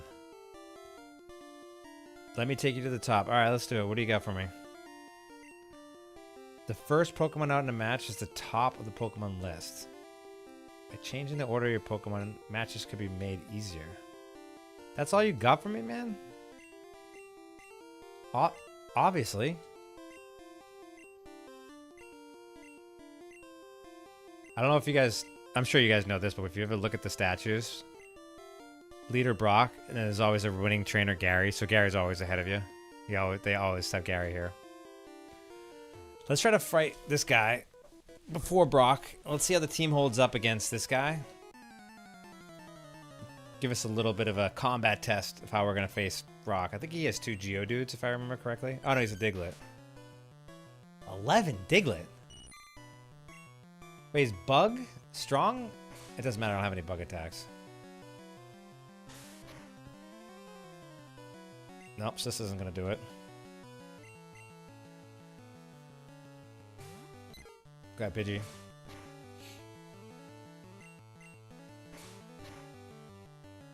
Double scratch. I'm actually a little nervous, chat. Okay, no, maybe I'm not. I lied, I'm not. I got this. Uh-oh. Chat, I'm a little nervous. I may have to go back to the forest. You know, Pikachu, go out there. Enemy is weak.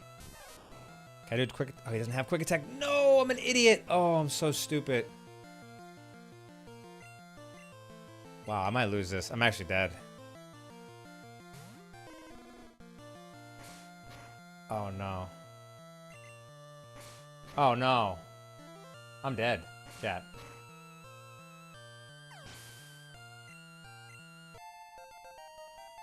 Oh, no. What can I do? What can I do? Sandshrew, 11? Okay, maybe... Alright, I'm gonna sack... Alright, here we go. We'll sack Pikachu. Scratch, he's probably dead. Okay. Caterpie. Maybe I hit him with the string shot? This is probably stupid. Maybe try to weaken him a little bit. Drop the speed on him. And no, I can't run from battle. I actually am going to die. I went into this...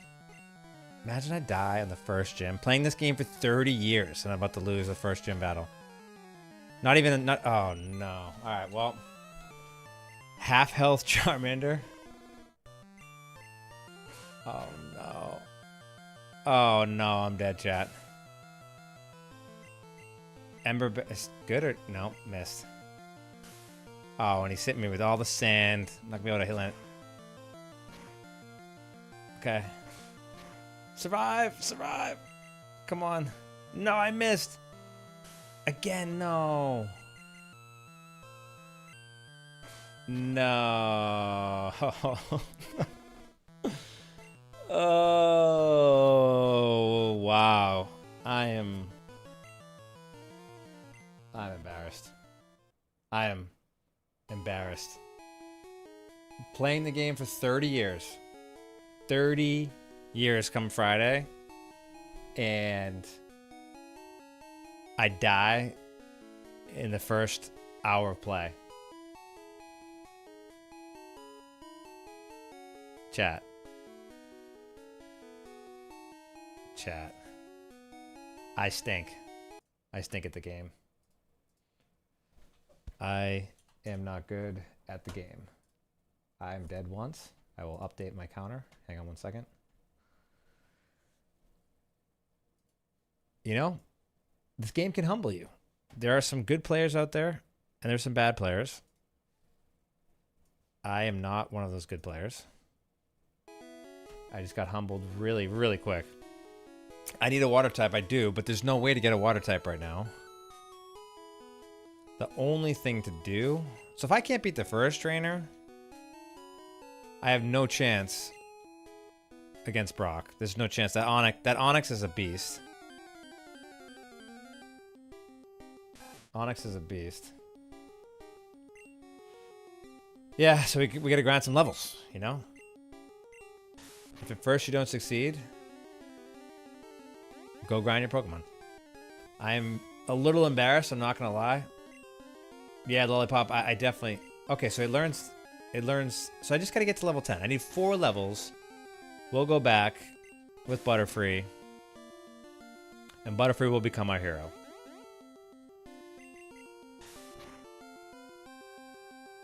Oh, nice. That's awesome for your niece and her friends. I thought you were going to say your niece and her friends just beat this game and I lost to it. Probably true. There are literally children who play this game and can beat it. I just died at the first, not even the first gym leader, the first gym trainer. That's really cool about the cosplay. Me and my daughter, we're going to PAX East coming up here in about a month. I'm excited for that. Excited for see what the retro scene is like at PAX East. It's a fun little convention. I'll definitely take some pictures and post on the socials and on the channel. That Onyx is level 18? Is that real? 18? No, it can't be 8. It's gotta be like 12, right? If that Onyx is level 18, that's insane.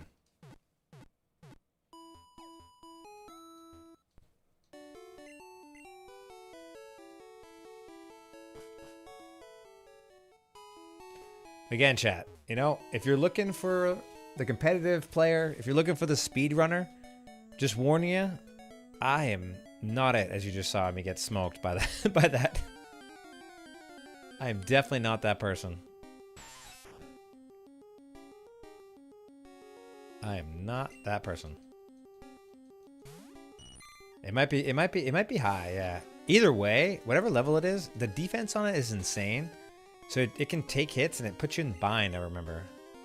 12 is the highest Onyx can be. Okay.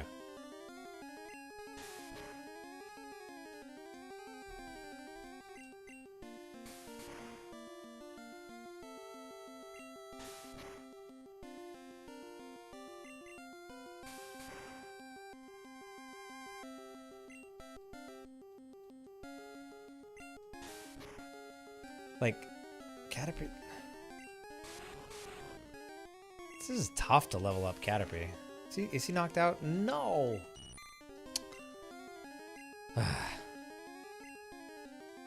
So we're going to have to get Butterfree. Butterfree's going to be a grind. Butterfree's going to be a grind.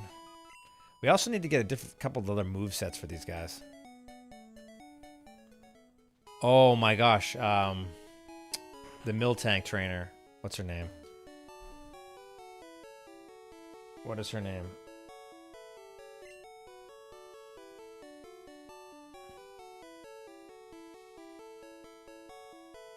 Whitney.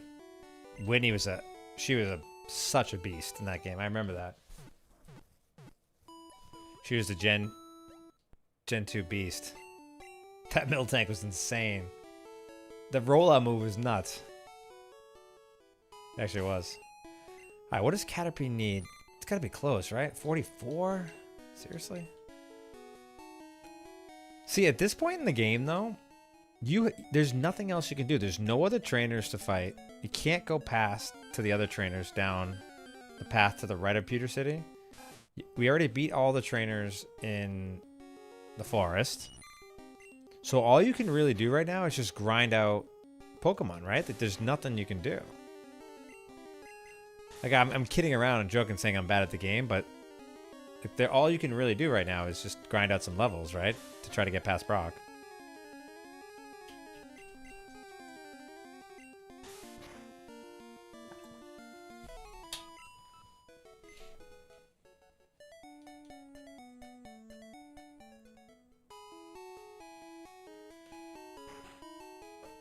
At least we're right close to the Pokemon Center here.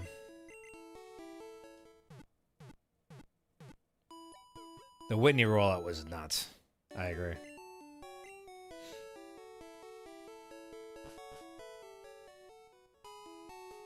Miltank.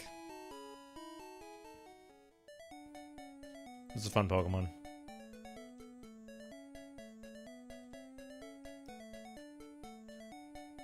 I've played Kanto probably a dozen times. I don't think I've played Gen 2 that much. I've definitely beaten it once or twice through, but I want to go back to Gen 2 so bad. I actually didn't play Heart Gold or Soul Silver. People tell me I'm crazy because they say it's some of the best remakes of the games.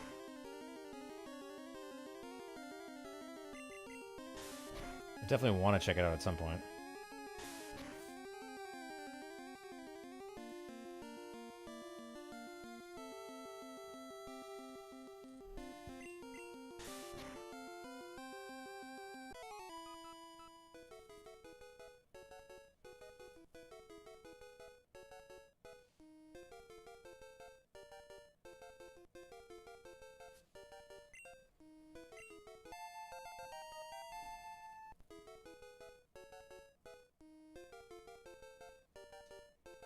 All right, look at we're evolving. Look at that. Sweet. Our first evolution.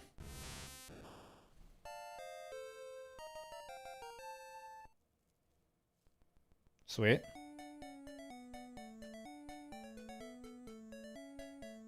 Roll out. That's funny.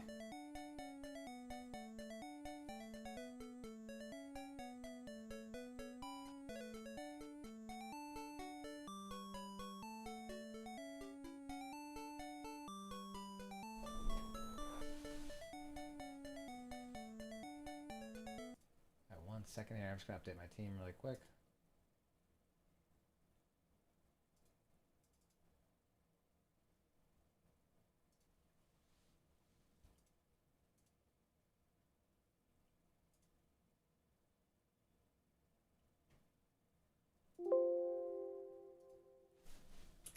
One second, chat.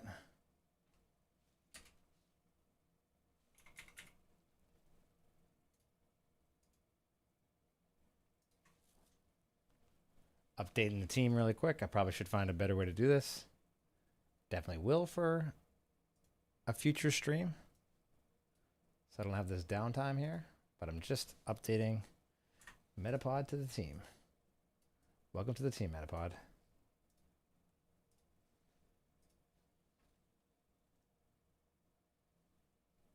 First evolution.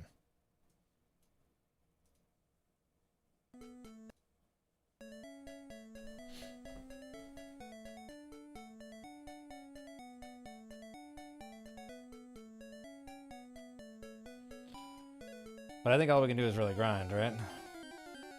Keep grinding.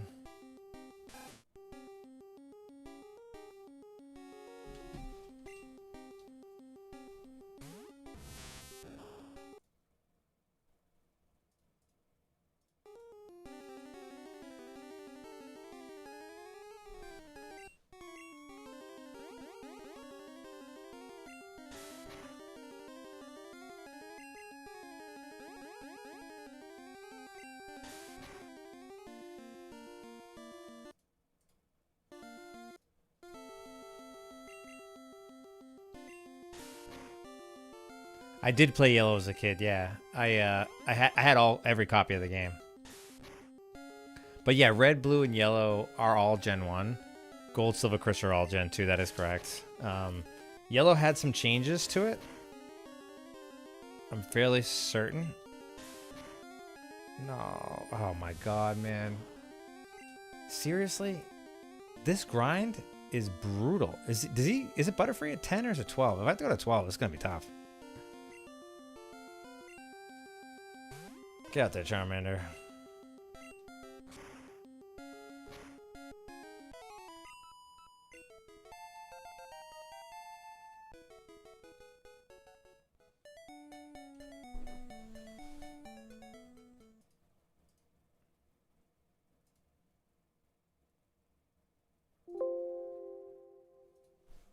1 second, Chad. Sorry, my Twitch stream seemed to go down for some reason. Sorry about that. If you guys are watching on Twitch, not exactly sure why.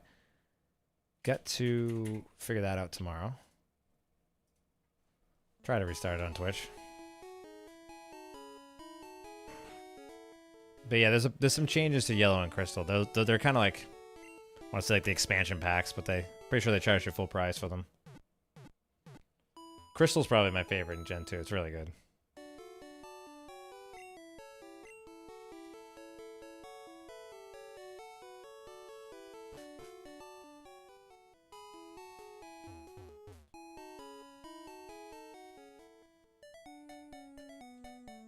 Yeah, sorry for the folks on Twitch. Not sure what's going on there.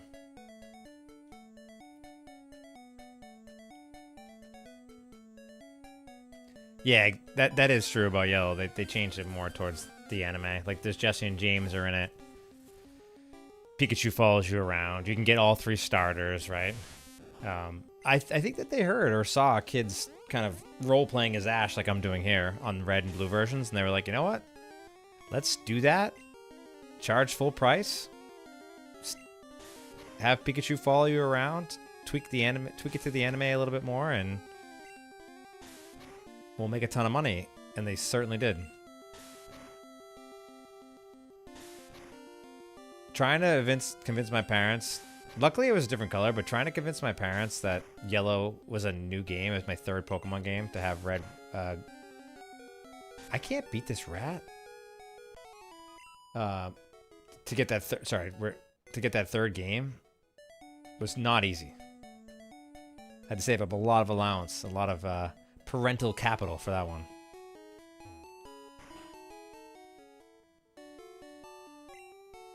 That's awesome. Your dad got you Crystal.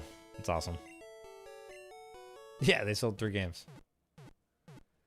Because if you think about it, though, if you had who was trading their starter, right? Like, if you wanted to catch them all back in the day, right? You had to trade with your buddies. Like, who was going to trade you their starting Pokemon to give you Squirtle, Bulbasaur, and Charmander? Like, no one was giving up their starter, so no one was ever going to trade you that. So you had to buy your own copy to get the trade. Or you had to buy, like, a Game Shark or something. You know what? I'm just going to go Pikachu. Like, people would trade the version exclusives, and people would help you trade the, like, evolve Haunter to Gengar, or Graveler to Golem, or Kadabra to Alakazam. Like, people would help you out trading like that, but no one was going to outright trade their starters to you. But I guess maybe if you trusted them enough, they could trade it back to you, just so you can get it for the decks. But then you had to get every evolution, so I don't think, like, say, for example, I traded my Charizard and we traded Charizard and Blastoise back and forth to one another. I don't think you get credit for catching the previous evolutions. So if you wanted to get all 150, you had to buy a second copy and trade it to yourself. I wonder if that was by design. I feel like yes. I feel like the answer is yes.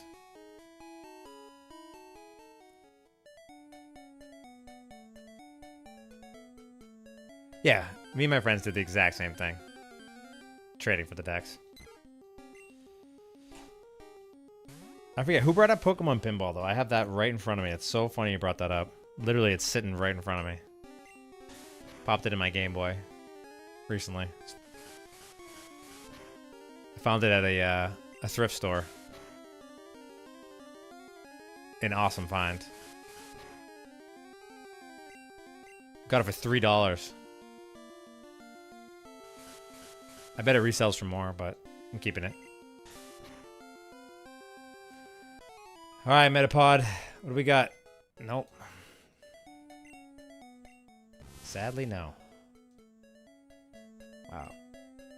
Okay. Let's keep trying. Yeah, two Game Boys in both games. That's... Nintendo knew what they were doing with that one. They knew. They were kind of on a DLC before DLC, though, if you think about it. Or microtransactions, right?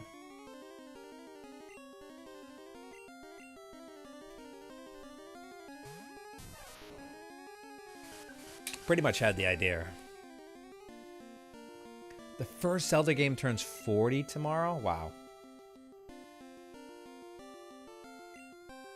That is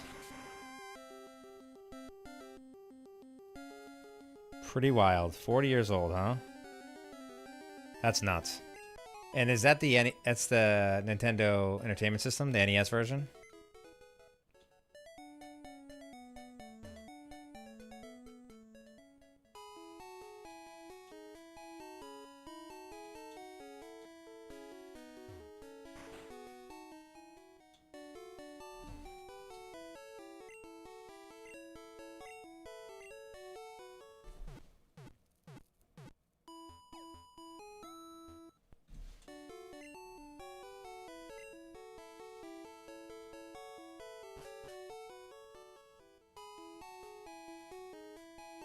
Wow, that is pretty wild.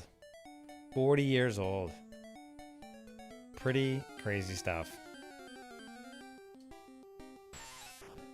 Pretty crazy stuff. Cool anniversary, though. Alright, I need to at least... I'm not going to bed till I at least beat Brock. I need to beat Brock here. I can't believe I'm this deep into my stream and I have not even close. How is a level 4 Weedle beating me? What? Seriously? Oh my god, it's gonna knock me out. Gotta switch out. Wow. This is, Brock's gonna be harder than I thought. Yeah, I actually thought the same thing. Like, I didn't get into Zelda till way later. I cannot believe that because it is one of the top games of all time. I still can't believe that.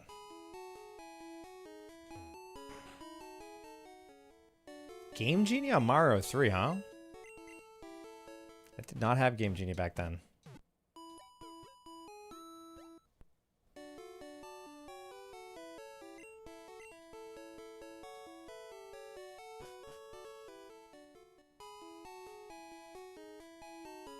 Oh, is that why it's beating me? Because the poisons beat me? That makes sense.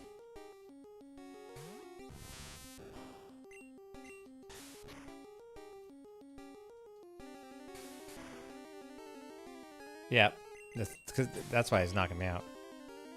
Thank you for that. I'm getting a little tired. Right around 10:30 is when I start losing some level of focus and energy. So I'm excited to be streaming in the afternoon tomorrow. So if you want to come hang out some more, I'll be on it again in the afternoon. And again, apologies for the folks that are hanging out on Twitch and chatting, but not seeing my stream. I will figure that one out prior to going live tomorrow. Oh yeah, so pinball. Yeah, pinball is actually a fun game. Again, I would have bought anything Pokemon back in the day. Literally anything. Probably still will. A little bit more wary though, because I haven't stuck with Pokemon. But anything like early gen Pokemon, I'll still just instant buy.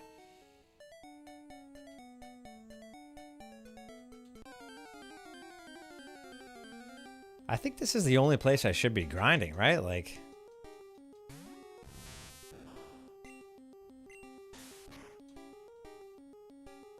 right in this little area. I mean,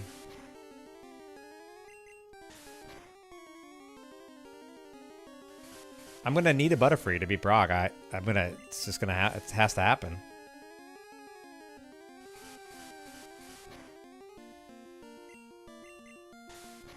I didn't even know there was a Ruby Sapphire Pokemon pinball. I didn't know they kept making them. Come on, really? Am I dead? Please knock him out. Thank you.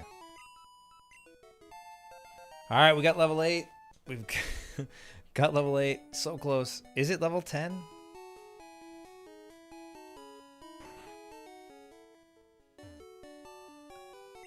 Okay. I'll definitely have to check out the new ones. The new Snap, huh? I actually want to try out the new Pokemon Snap. This patch of grass, I guess, is this like the default grind area for Brock? I think it must be.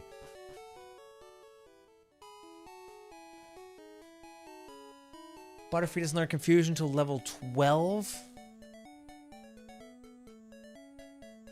For real? Wow. So yeah, okay. Maybe this is the first time I've taken this path, or maybe I had Squirtle or Bulbasaur, so Brock must have been easier because I don't remember getting stuck here. So this is, again, this is why I love playing this game, because it's like a new experience every time. I've never had a playthrough where I've gotten stuck like this. Maybe I just got lucky and just rolled RNG. I probably, you know what? I probably had Nidorino, right? That would make sense. Because I'm using Ash's team, it's a little bit more difficult.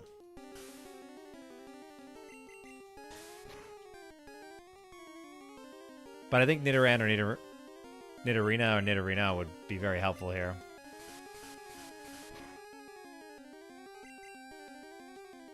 Or if I was just a better player, I probably could understand how to do this. Charmeleon. Oh, okay, maybe that. You might be right.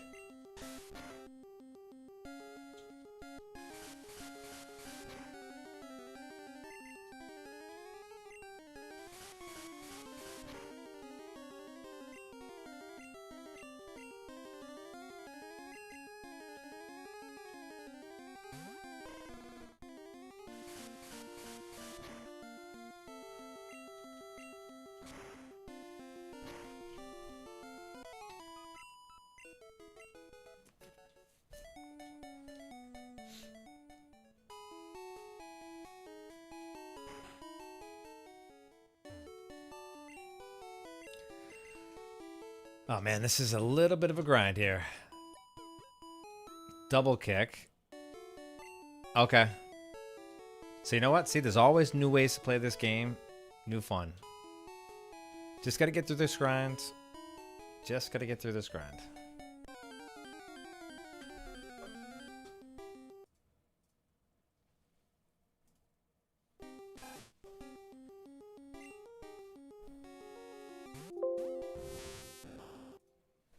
Sorry, team.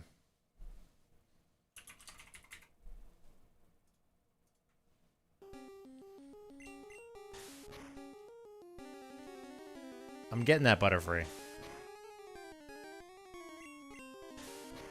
Definitely getting that Butterfree.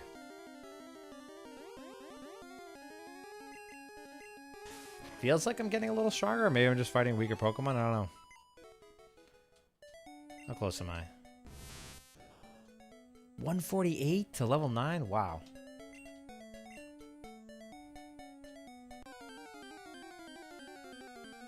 Yeah, Pikachu definitely was Ash's main fighter, for sure. He was. And, like, the type advantage didn't really matter.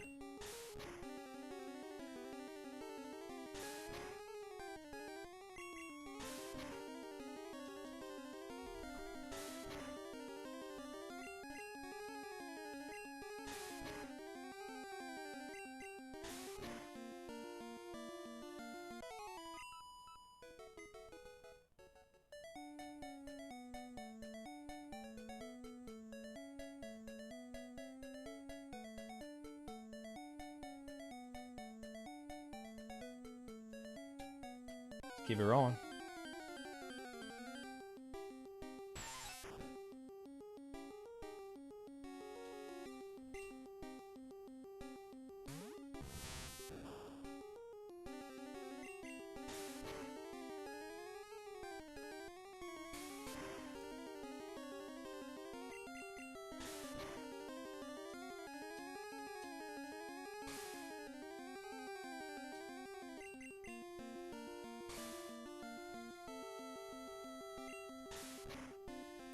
Yeah, plot armor was strong in the original Gen 1 animes for sure. Like, imagine Pikachu just got hooked up to a windmill and beat an Onix.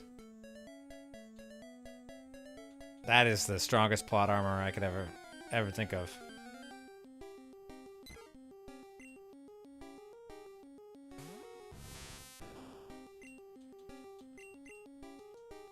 I'm definitely not doing this the most efficient way. That is for sure. That is for sure.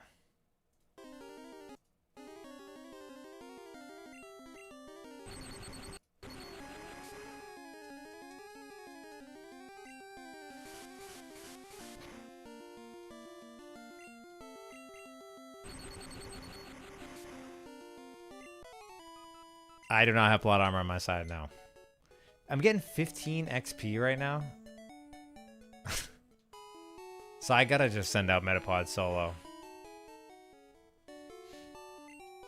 The split 15 XP is no good.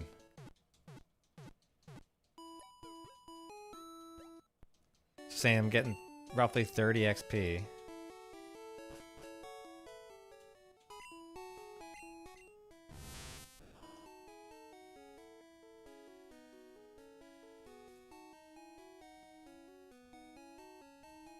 So that means I gotta kill 3 more Pokemon to get another level. With Metapod only. Okay. I will do that.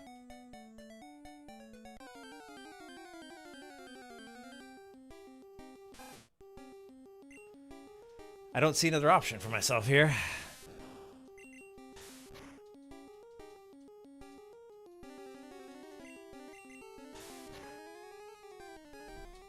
Sadly, don't see another option.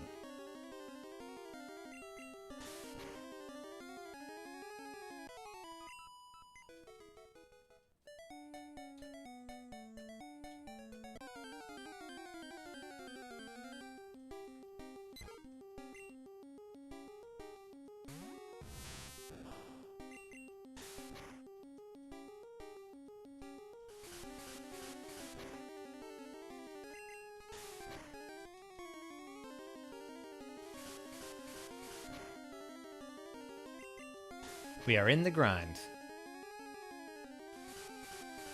We are in grind mode. I'm beating Brock tonight. Probably will end it at Brock. And then I think after we get past Brock, I think we're cruising. I think that we're cruising after Brock.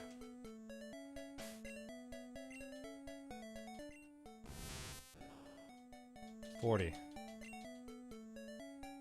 It's tough because I can't earn money either, so like I couldn't just buy some potions and just hang out in this grass instead of walking back up to the Pokemon Center. So at least if I had just had some potions with me, it'd be a little better. But I'm getting to Brock tonight. That is my goal. That is my goal.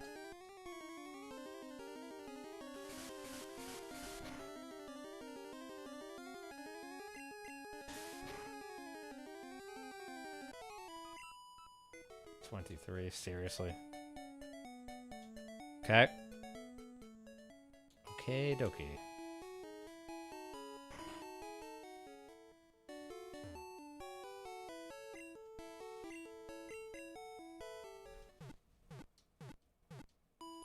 Yeah, it'll get a little more entertaining blocks, but still, thank you guys for hanging out and chatting with me through this grind here. Otherwise, I'd be kind of checking out if it wasn't for you guys hanging out in the chat. So thank you so much for hanging out on a Friday night with me. Appreciate you. And if you're one of the people who's dropped me comments on one of my recent videos, I apologize. I'm so far behind on comments. I really am. And I should be answering some comments now. I like to respond to everybody, but instead I'm role-playing Ash in Gen 1. But I promise to get to all the comments and responses as soon as I can. We got level 9. One more level. Alright, we're getting stronger now. Bug type. 265 to get to 10. And that doesn't even give me confusion. So hold on. I gotta kill 9 more Pokemon to get to 10. Alright, chat. I've committed to Ash's team. Yeah, I'm definitely having some fun. I'm committed to making Ash's team. So we gotta get Butterfree one way or another, so...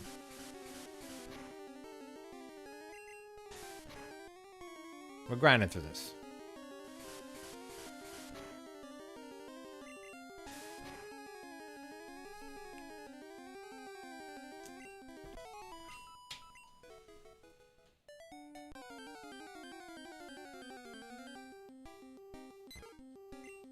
Does feel like I'm able to fight a couple Pokemon now, though. So at least now I don't have to walk back to the Pokemon Center every single Pokemon.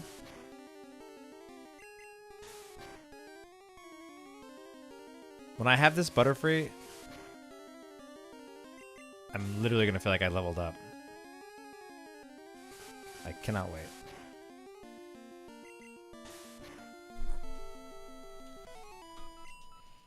Yeah, but if you think about it, though, like, there's only a finite amount of XP you can really get in this game. Like, obviously, you can fight the wild Pokemon, obviously. But from the trainers out there, there's not a whole ton of XP available. So it's not like you can, without having to grind wild Pokemon, like, there's not really a good way to level up your Pokemon. So you're kind of stuck with the team that you pick.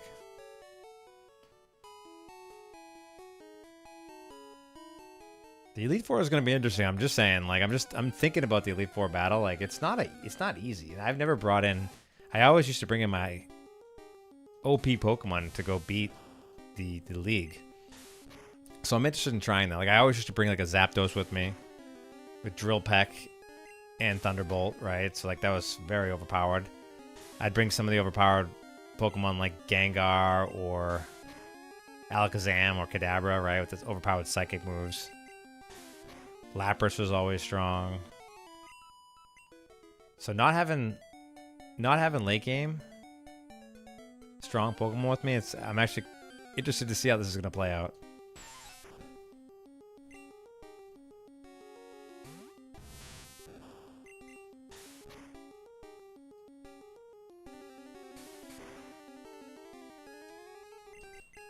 Interested to see how this will play out.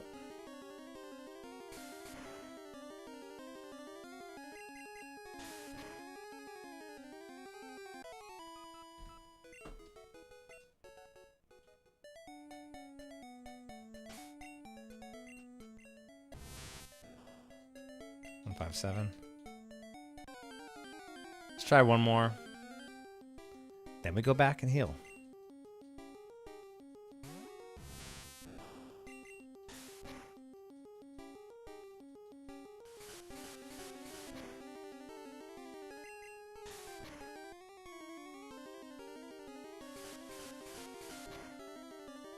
Articuno, yep.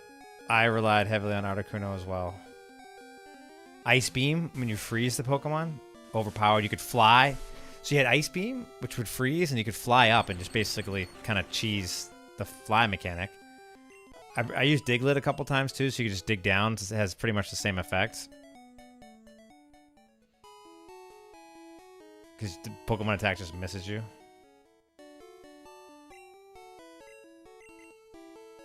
There's definitely a lot of cheesy ways to beat the Elite Four for sure. So I'm interested. I'm about to bring a Pikachu into the Elite Four. I don't know how that's going to go. Probably not well. I'm trying to think. I'm going to have to start to map out some of the strategy in my head. Like Brock, obviously tough. Gym 1, tough. We know this. So we're grinding through it. Pikachu for Misty I should be able to roll Misty over with Pikachu with the Thunder Shocks, the water type super effectiveness. Pikachu can get pretty stacked going through Mount Moon because he kills the Zubats too pretty easily. So I'll be able to get a lot of XP there. Lieutenant Surge. So I'm not going to be able to get a ground type for Surge, so that he could be a little bit tricky for me there.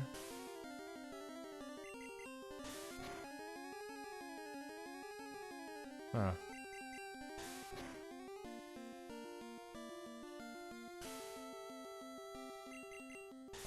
I'll eventually get a water type with Krabby for Blaine later on in the game.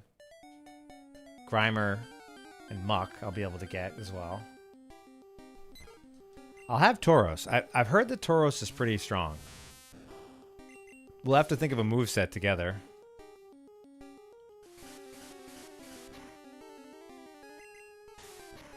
I've heard that as well about the Elite Four in late games and some of the other versions of the game.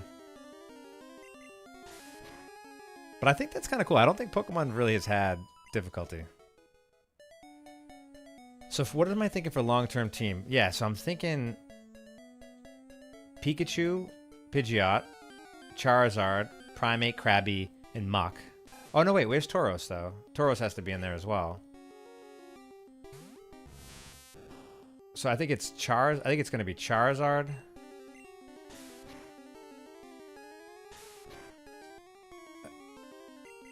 I have to think. Charizard for sure. That's a guarantee. Pikachu, we need the electricity. One of the Elite Four, I'm pretty sure, is water and ice type, right? Is it the first? I think it's the first one. So we're going to need Pikachu. We're going to need Muck. I think one of them is like poison types that you have to fight. So definitely Muck's going to have to be on the crew. Ash doesn't catch a Snorlax, though, does he? Like when you fight Red in the Gen 2, in the final battle in Gen 2, he's got Snorlax, but I don't think Ash ever catches a Snorlax technically. Pikachu and 5 Tauros. But does Ash oh, well, I mean... But I don't think Ash ever battles with multiple Tauros. That's the thing. It's like when Ash is in the league, he's got technically... Yeah, so I'm not going to do the Orange Islands. I'm going to do just Season 1. So Lapras and Snorlax are off the table. Because if I could get Lapras and Snorlax, it'd be this challenge I feel like would be easy. So I think it's going to be Charizard, Pikachu, Muck, Tauros, Pidgeot, and then Primate or Kingler. I gotta decide. If you guys make me give one away, if you make me give, I'm gonna do an audience vote. If you make me give Primate away, then it's probably gonna be Kingler. Oh, yep, we got Butterfree. Let's go. All right, a little bit more grind. We'll get confusion. But yeah, that's what I'm thinking.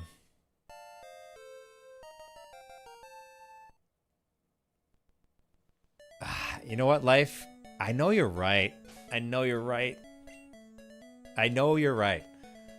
But you know what? We're just going to get Butterfree here. And you know what? We might release Butterfree. When does Ash technically release Butterfree? I'm going to put that up to a vote tomorrow afternoon. It's just going to be part of the story. Look at this Butterfree sprite. This is kind of wild. Yeah, we finally got Butterfree, but at the same time, we don't have Confusion yet. But at least his attacks are hitting a little bit stronger now that he evolved. So I think I can level up faster now because I'm just kind of... I'm a higher level and I've evolved. So yeah, I'm definitely going to get Krabby. Because Ash, actually, if you watch... When Ash is actually in the league, the Pokemon League at the end of Season 1, he's got a Kingler he's using. He's using Kingler.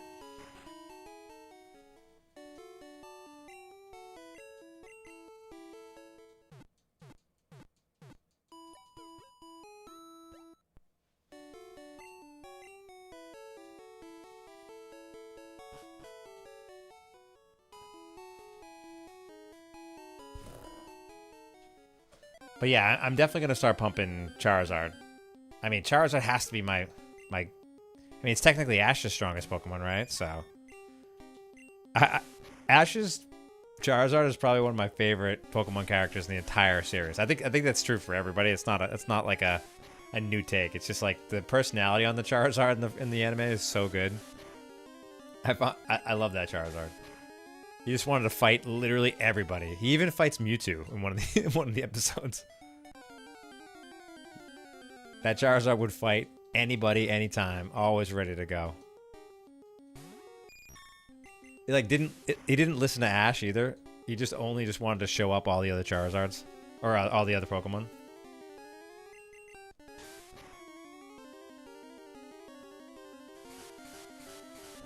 The personality on that thing is so good. I saw someone say recently it's like that Charizard was the Vegeta of Pokemon. So true. If you watch Dragon Ball Z, you know what I'm talking about. He's just so cocky.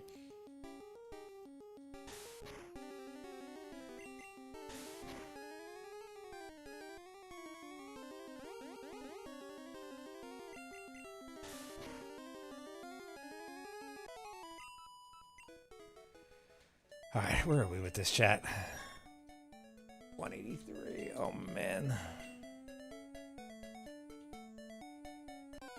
You're so right about spending too much time on this Butterfree, though. Believe me, I'm with you. I'm very with you, and I agree.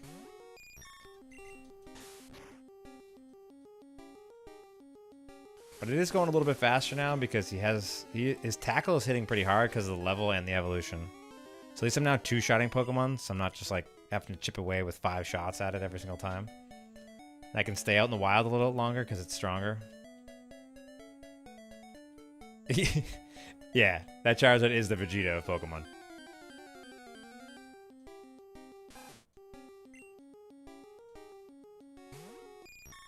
Yeah, Muck is season 1. It's so random because like I don't even remember when Ash catches a Muck if I'm being honest.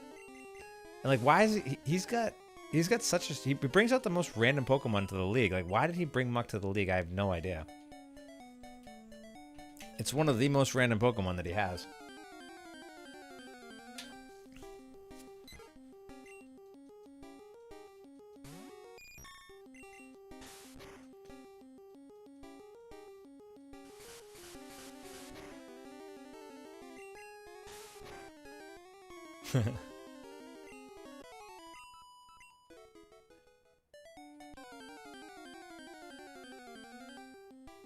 Oh, they have faster battle animations? That's actually pretty good. I could shut battle animations off for this grind, but...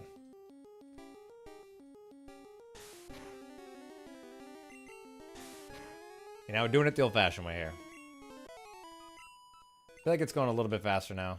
But this is, like you said, I am spending a little bit more time than I thought here. But we're going to get that confusion. We're going to go fight Brock. And we'll probably call it there. And again, I'll say it a couple times. If you guys are around the afternoon tomorrow, around 1:30 Eastern, I'm going to be streaming again. I'll also record it if you want to watch it later on in the evening. But yeah.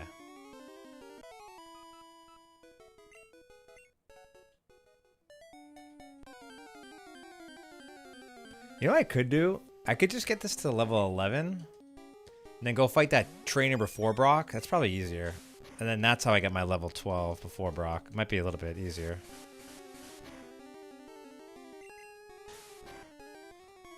But Butterfree isn't the only Pokemon. Yeah, I probably should get at least one more level on Charmander as well.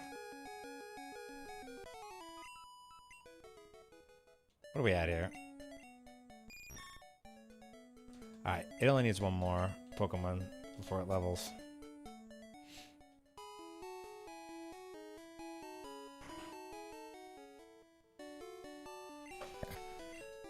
Alright, heal me up.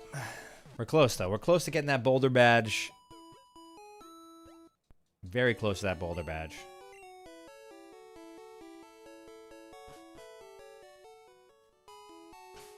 Let's see who's close to levels. Alright, so Butterfree needs 18 XP. Charmander, where are you at? You need a lot. Pikachu, you're not going to really help me here, but it would be good to... Actually, you know what? Pikachu only needs 14, so we'll get him. And if he gets Quick Attack, at least he can chip away at something.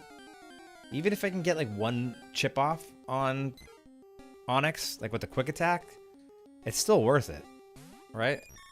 It all helps.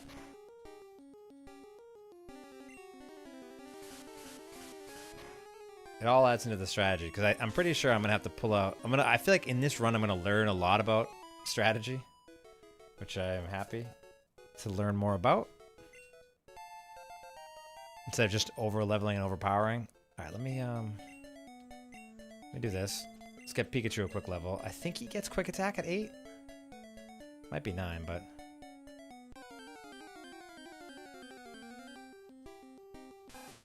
I promise in this run, though, I'm not going to be grinding like this much. I don't think... for the rest of the run after this, I don't think I have to grind like this much.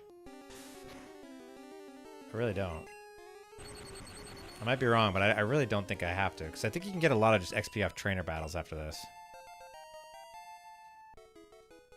Dang, he doesn't get it? Alright. So you must learn at level 9, then.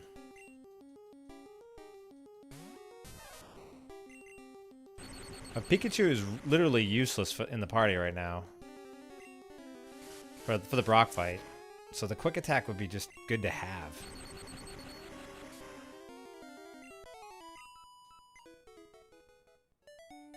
So let me just get him. The quick attack.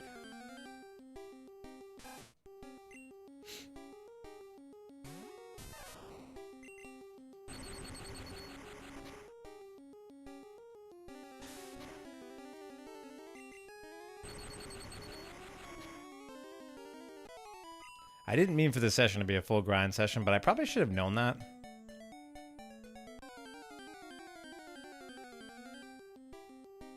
Oh, you found the stream from the Hover and Ski Free videos? Nice. Welcome. Welcome, welcome. Those are, believe it or not, those are some of like my first videos on YouTube. Like I had no idea what I was doing. I just started the channel.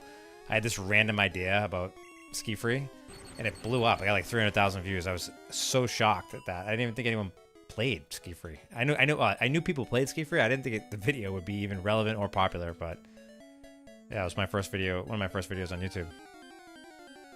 But welcome. Happy you found the stream. The Misty battle, I think I'm going to shine too. Agreed. Pikachu learns quick attack at level 16? So Pikachu's useless. I got to stop this then.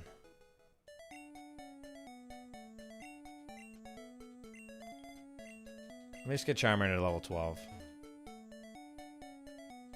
It's probably my best bet.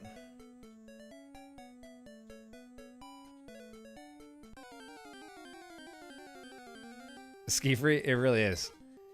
For me, it was the default game I'd play to when I'd go stay at my grandparents' house or just go over there for the day. They had a computer that me and my all cousins would just play Ski Free on. Some fun times.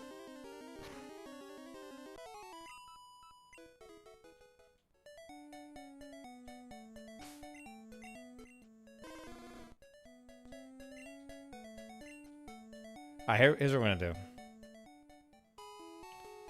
I have a stronger team now.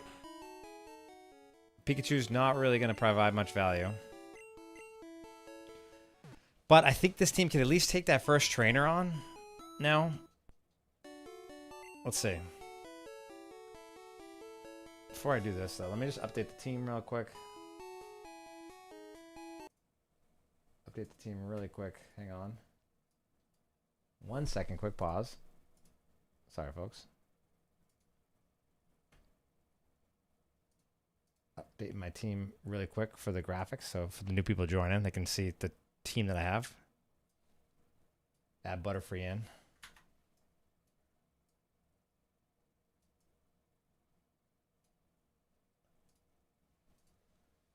One second.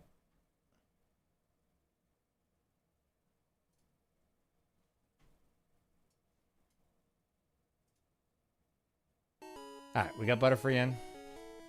Good, good. So now, let's think about some strategy here for 1 second. Thinking about strategy for 1 second here. How I want to set up the team just for this first fight, because it's weirdly hard. Shouldn't be. But I think I want to start off with...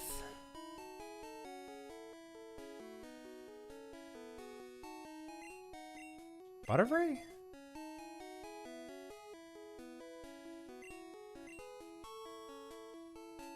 You know what? Let's start off with Pidgey. I think that's it. Get a couple gusts on him. A couple sand attacks. Onyx is level 14. I think Charmander is level 16. Yeah, Charmander is level 16. Alright, here we go.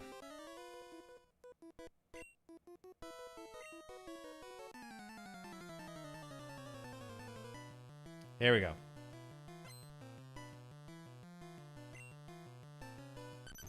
Round 2.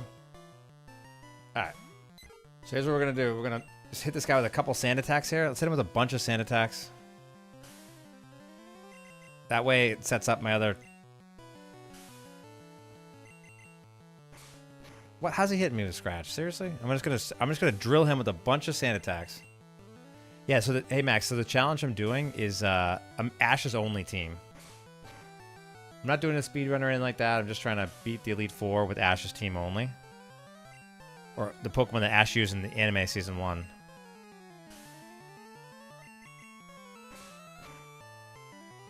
Alright, so Pidgey knocked down this guy's accuracy a lot. Next up... Alright, we're going Charmander next. Hit him with the Ember. So his accuracy should be so low from all those sand attacks, right? He's whiffing me the entire time. So this might just be... I might just be able to knock him out completely.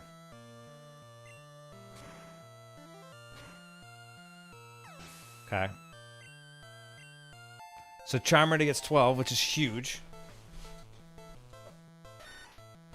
So here's what I'm going to do. I'm going to just hit this with as many embers as I can. Oh, I burned him too. That's huge. And then I'll swap in Butterfree. Just split some XP. For the kill at the end. The burn is huge though. It's the little tick damage that he has.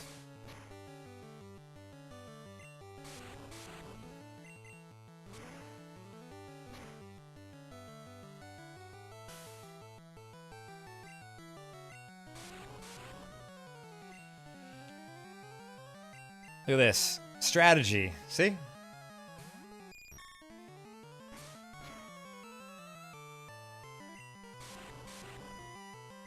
Let me finish him out with a tackle. Get some split XP here. 108 and 108. Okay, so 108's huge. Big XP. I think if I just get Butterfree up to 12, get the Confuse, I can do it. And I'm going to do the same strategy. I'm going to send Pidgey out first, hit him with a bunch, just spam sand attacks. Drop the accuracy to preserve the other Pokemon. And then maybe I send out Pikachu next and hit him with a bunch of Growls too. Just to give the 2 the advantage. So let's do that. Let's do that. I like the plan, and that's where I will end the night. With the Boulder Badge. That is my plan. I'm sticking to it. But first, we gotta go get level 12 for Butterfree. He only needs... Oh, he needs... so he needs 268. So that's a little bit of XP. So it's a little bit more grinding. That's what we're gonna do.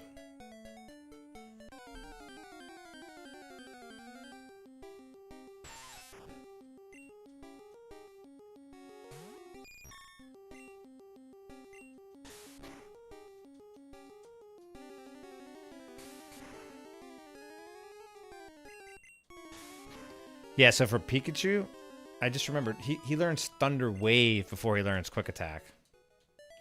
So sadly, Pikachu is of no value for us for Brock at all. Except for the Growls. He can hit with a couple Growls, so that could help us out. Could turn the battle.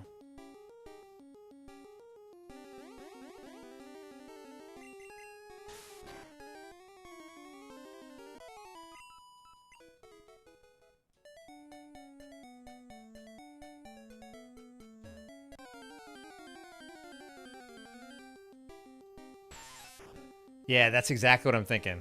Life, yeah. So I'm gonna spam the sand attacks on Geodude, right? And then I'll bring out Charmander to try to fight him with that, and hopefully he misses a lot. And then I'll pull out Pikachu on Onix, just hit him with a bunch of Growls to lower the defensive stack, because that Pokemon is so beefy and tough to take down. That's exactly what I'm gonna do. And I think that does it. I think that's going to be able to pull it off. We'll see. We will see. This Weedle actually might beat me, though. Because I'm poisoned. But no, my tackles are hitting pretty hard. I don't know what is going on my Twitch, so apologies for that. I have to go try to fix Twitch after this. Not exactly sure what the heck's going on. So for those who see me keep popping up on Twitch, and if you keep jumping in, I apologize for that. Nope, I checked around the whole map. There's no windmills for Pikachu to charge up, sadly.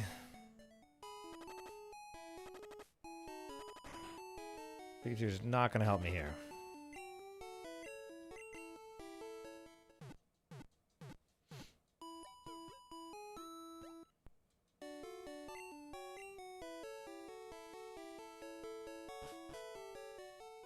But yeah, this is not going to be as a full-on grind run like this. I don't think I'm going to have to grind. I don't think I'm going to have to grind much after this. I didn't realize how much of a grind the first gym was. It's like pretty wild.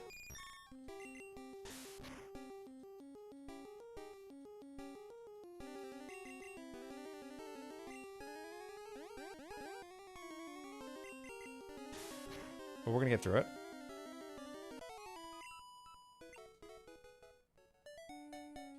This patch of grass. It's the training zone.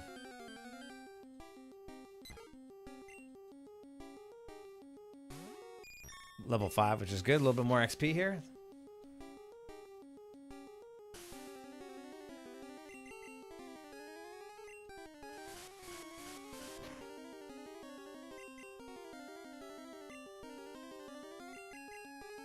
Oh, you think I'm gonna have to grind before the Elite Four? Yeah. It's a good question about the cave. I'm blanking on the name.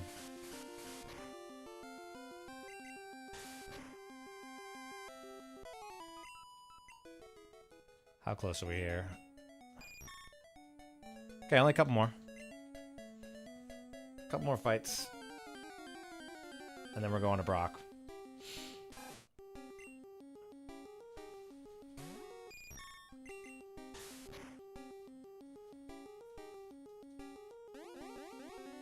But yeah, you're probably right. I'm probably going to have to get some levels before the Elite Four just because some of these Pokemon are going to need the levels because they're not that strong. I'm definitely not bringing Butterfree to the Elite Four. I've kind of decided that. We're going to have to let Butterfree go. It's sad because probably going to spend tons of time on it. It's, oh, Victory Road. Yeah, it's Victory Road. You guys are right. It's where you find Moltres, right? In that cave.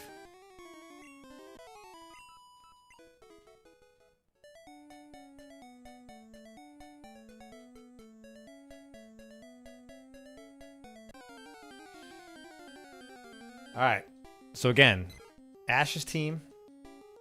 Gotta think of strategy. I'm not using any items. I'm using set.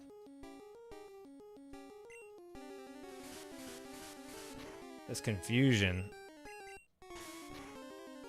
is all that I've been working for. Do I get it here?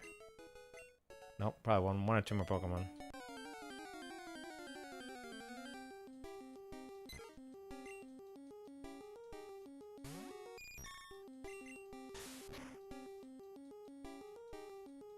Yeah, Leaf Green's coming out on the Switch pretty soon. They announced it today. I was very excited to see that. Very, very excited to see that. Butterfree grew to level 12, and we finally have learned Confusion. All that grinding. Ah, well, I can use Confusion once at least.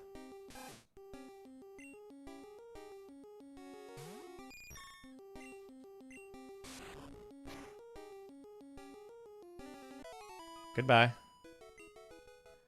Confusion's gonna be OP. Yeah, I'm using no items. I'll use items outside of battle. Like if I need to revive people, just so I don't have to make trips to Pokemon centers and stuff like that and waste a ton of time. But no items in battle at all.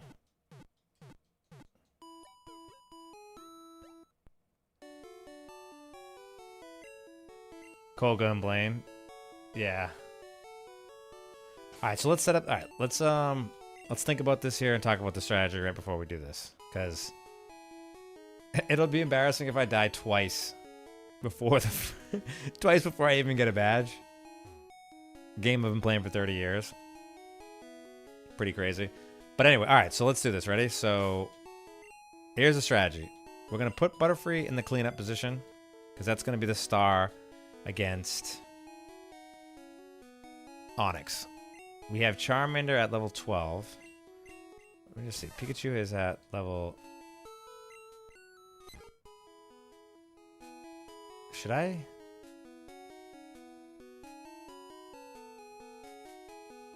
You know what, guys? These two Pokemon only... Yeah, no, we're going. We're doing this. So here's the strategy again. We're going to go Pidgey first. We're going to hit him with all the sand attacks that we possibly can. Then we're going to bring in Charmander to clean him up. Hopefully he misses us a lot, and we can take him down with scratches and embers. Then we're going to send out Pikachu. Hit him with a bunch of growls. Knock down the defense. Send out Charmander for whatever he's got left. He's probably not going to survive it, but he'll get some damage in.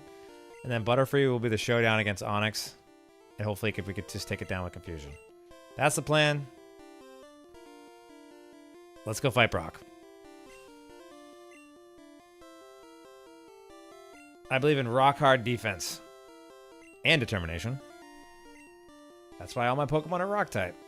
Still want to challenge me? Fine then. Let's do it, Brock.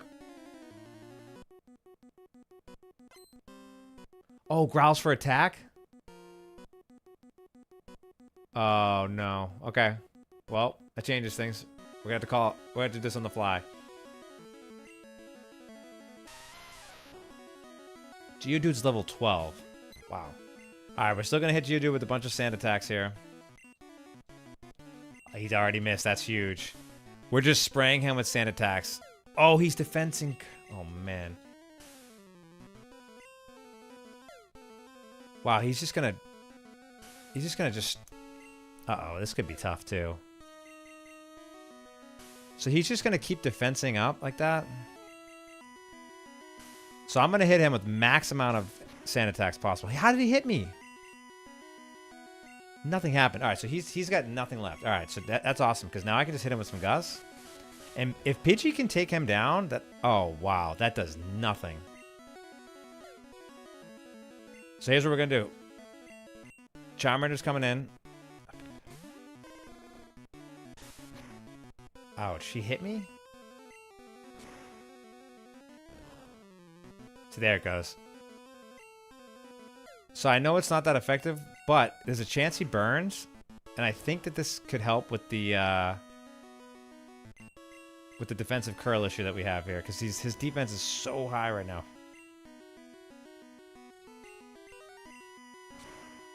Okay.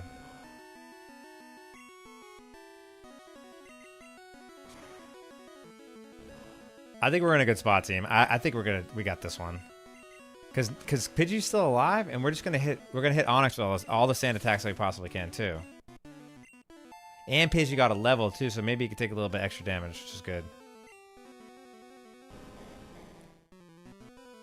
14. All right, we're switching Pidgey back. Pidgey could get one shot, but that level 11 may save us now. Tackle. Okay, so not bad. Bide. Okay, sand attack. I'm just going to keep hitting him with sand attacks. Missed. See, that's huge. See? I think we're in such a... We've got this. See, strategy is a big thing. Strategy is king. So we max sand attacks. Now we can hit him with some free Gus, which is going to chip away at him. But as you can see, it does nothing. See? The defense on Onix is so high. Okay, hit him with some more Gus. Oh, he hit me with that. I'm dead, right? Oh, wow. This is like a boss fight. This feels like I'm battling one of those Pokemon in the dens from Sword and Shield. Like, this is a strong Pokemon. I bet all my Gus that I possibly have... Well... I have 29 of them. That's a lot of Gus.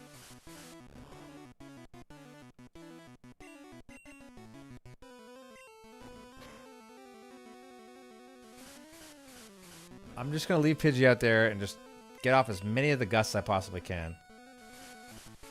I'm trying to think of what I do next, though. I think... Screech.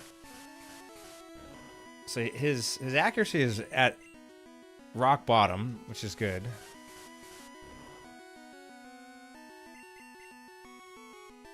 Yeah, that's a good point. Pikachu's coming out next. Pikachu definitely is coming out next. We're just going to hit him with a bunch of growls. I know the Thunder Shock obviously can't do anything, but we got a lot of chip damage. Pidgey's so good because his speed is high too.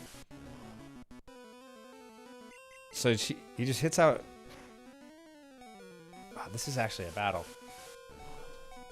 But we've chipped away a lot. Like these Gus, I know they're hitting for like 1 HP, but you know, shavings make a pile.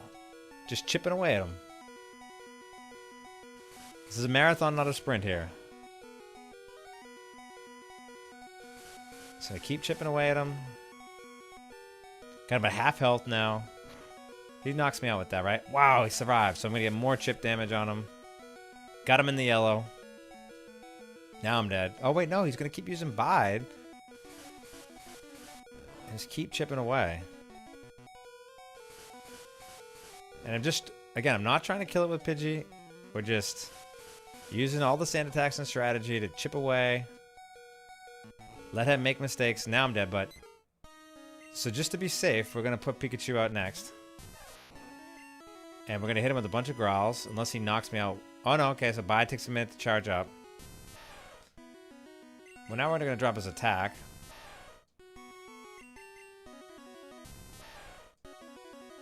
So not only is he missing us sometimes, he's also going to have very weak hits.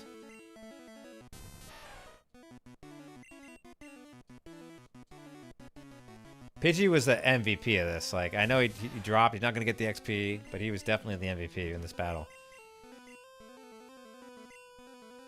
Alright, so he's low. So Pikachu, you've done your job here. We're going to send Charmander out next.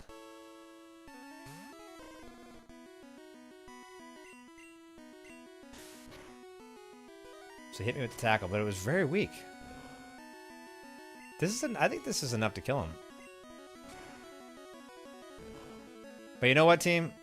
I didn't level this Butterfree up for nothing, so you know what? This goes against strategy, but Butterfree, you're coming out. You're getting the win here. Because you deserve it. I guess I didn't need the Butterfree to be level 12, but hey. We did it. We did it. Spreading the wealth on the XP. Pikachu gets level 9. Got Thunder Wave now, so we got a paralyzed attack. So when we go to catch that Mankey, we'll have something to status affect it. Charmander's level 13. And we did it. A little bit of a grind. Sadly, Brock doesn't get to come with us on our journey. It's too bad he can't. It'd be kind of fun. But I got the Boulder Badge. Sweet. Pumped. It's an official Pokemon League badge. And now I can use Flash. I don't have Flash yet, but I can use it. Oh, we got some money. So we can finally get some potions, some more Pokeballs. And we got TM34, which is what, Bide, right? Talk to a Pokemon. And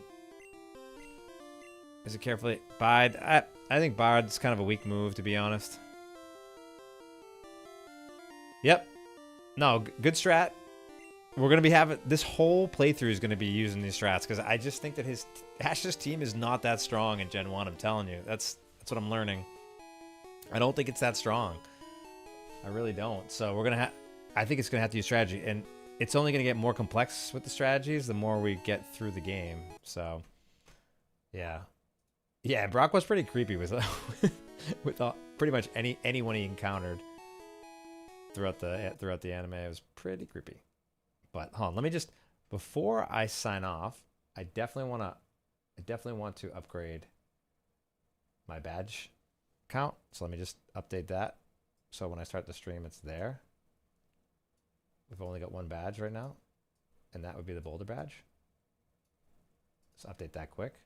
And I think my team's still up to date as well, so I don't need to update that. I need to think of a better way to update the overlay, but hey, we're doing it the old-fashioned way, like I said.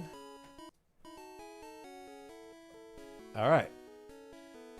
And now I'm pretty... So let me just actually go heal up my Pokemon before we sign off. So when we jump on tomorrow, we can just hit the ground running.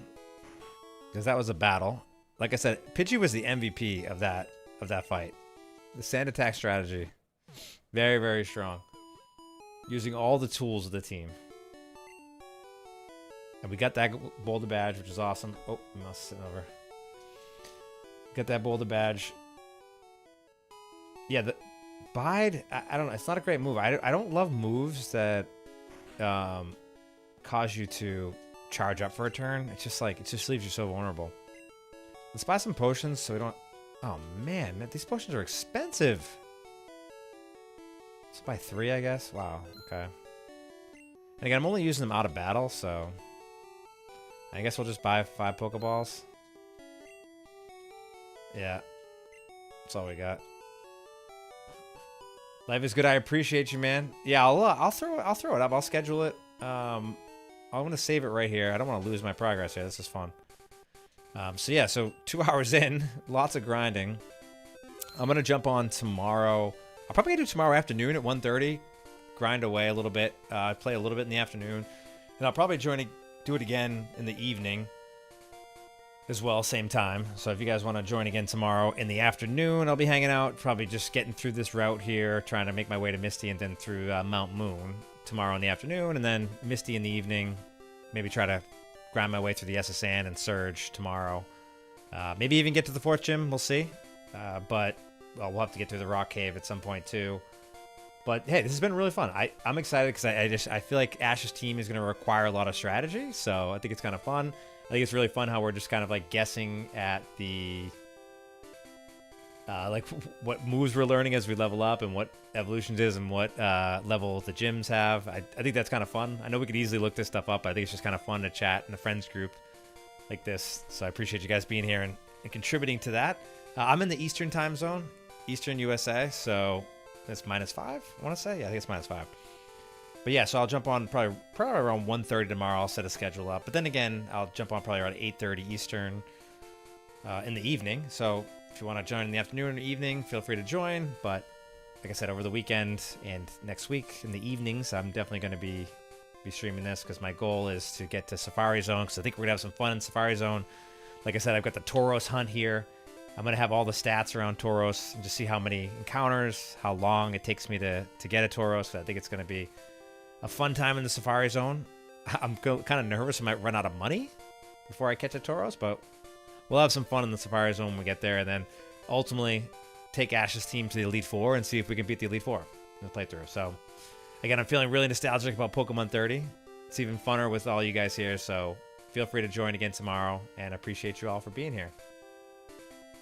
Catch you guys later. Have a good evening, everyone.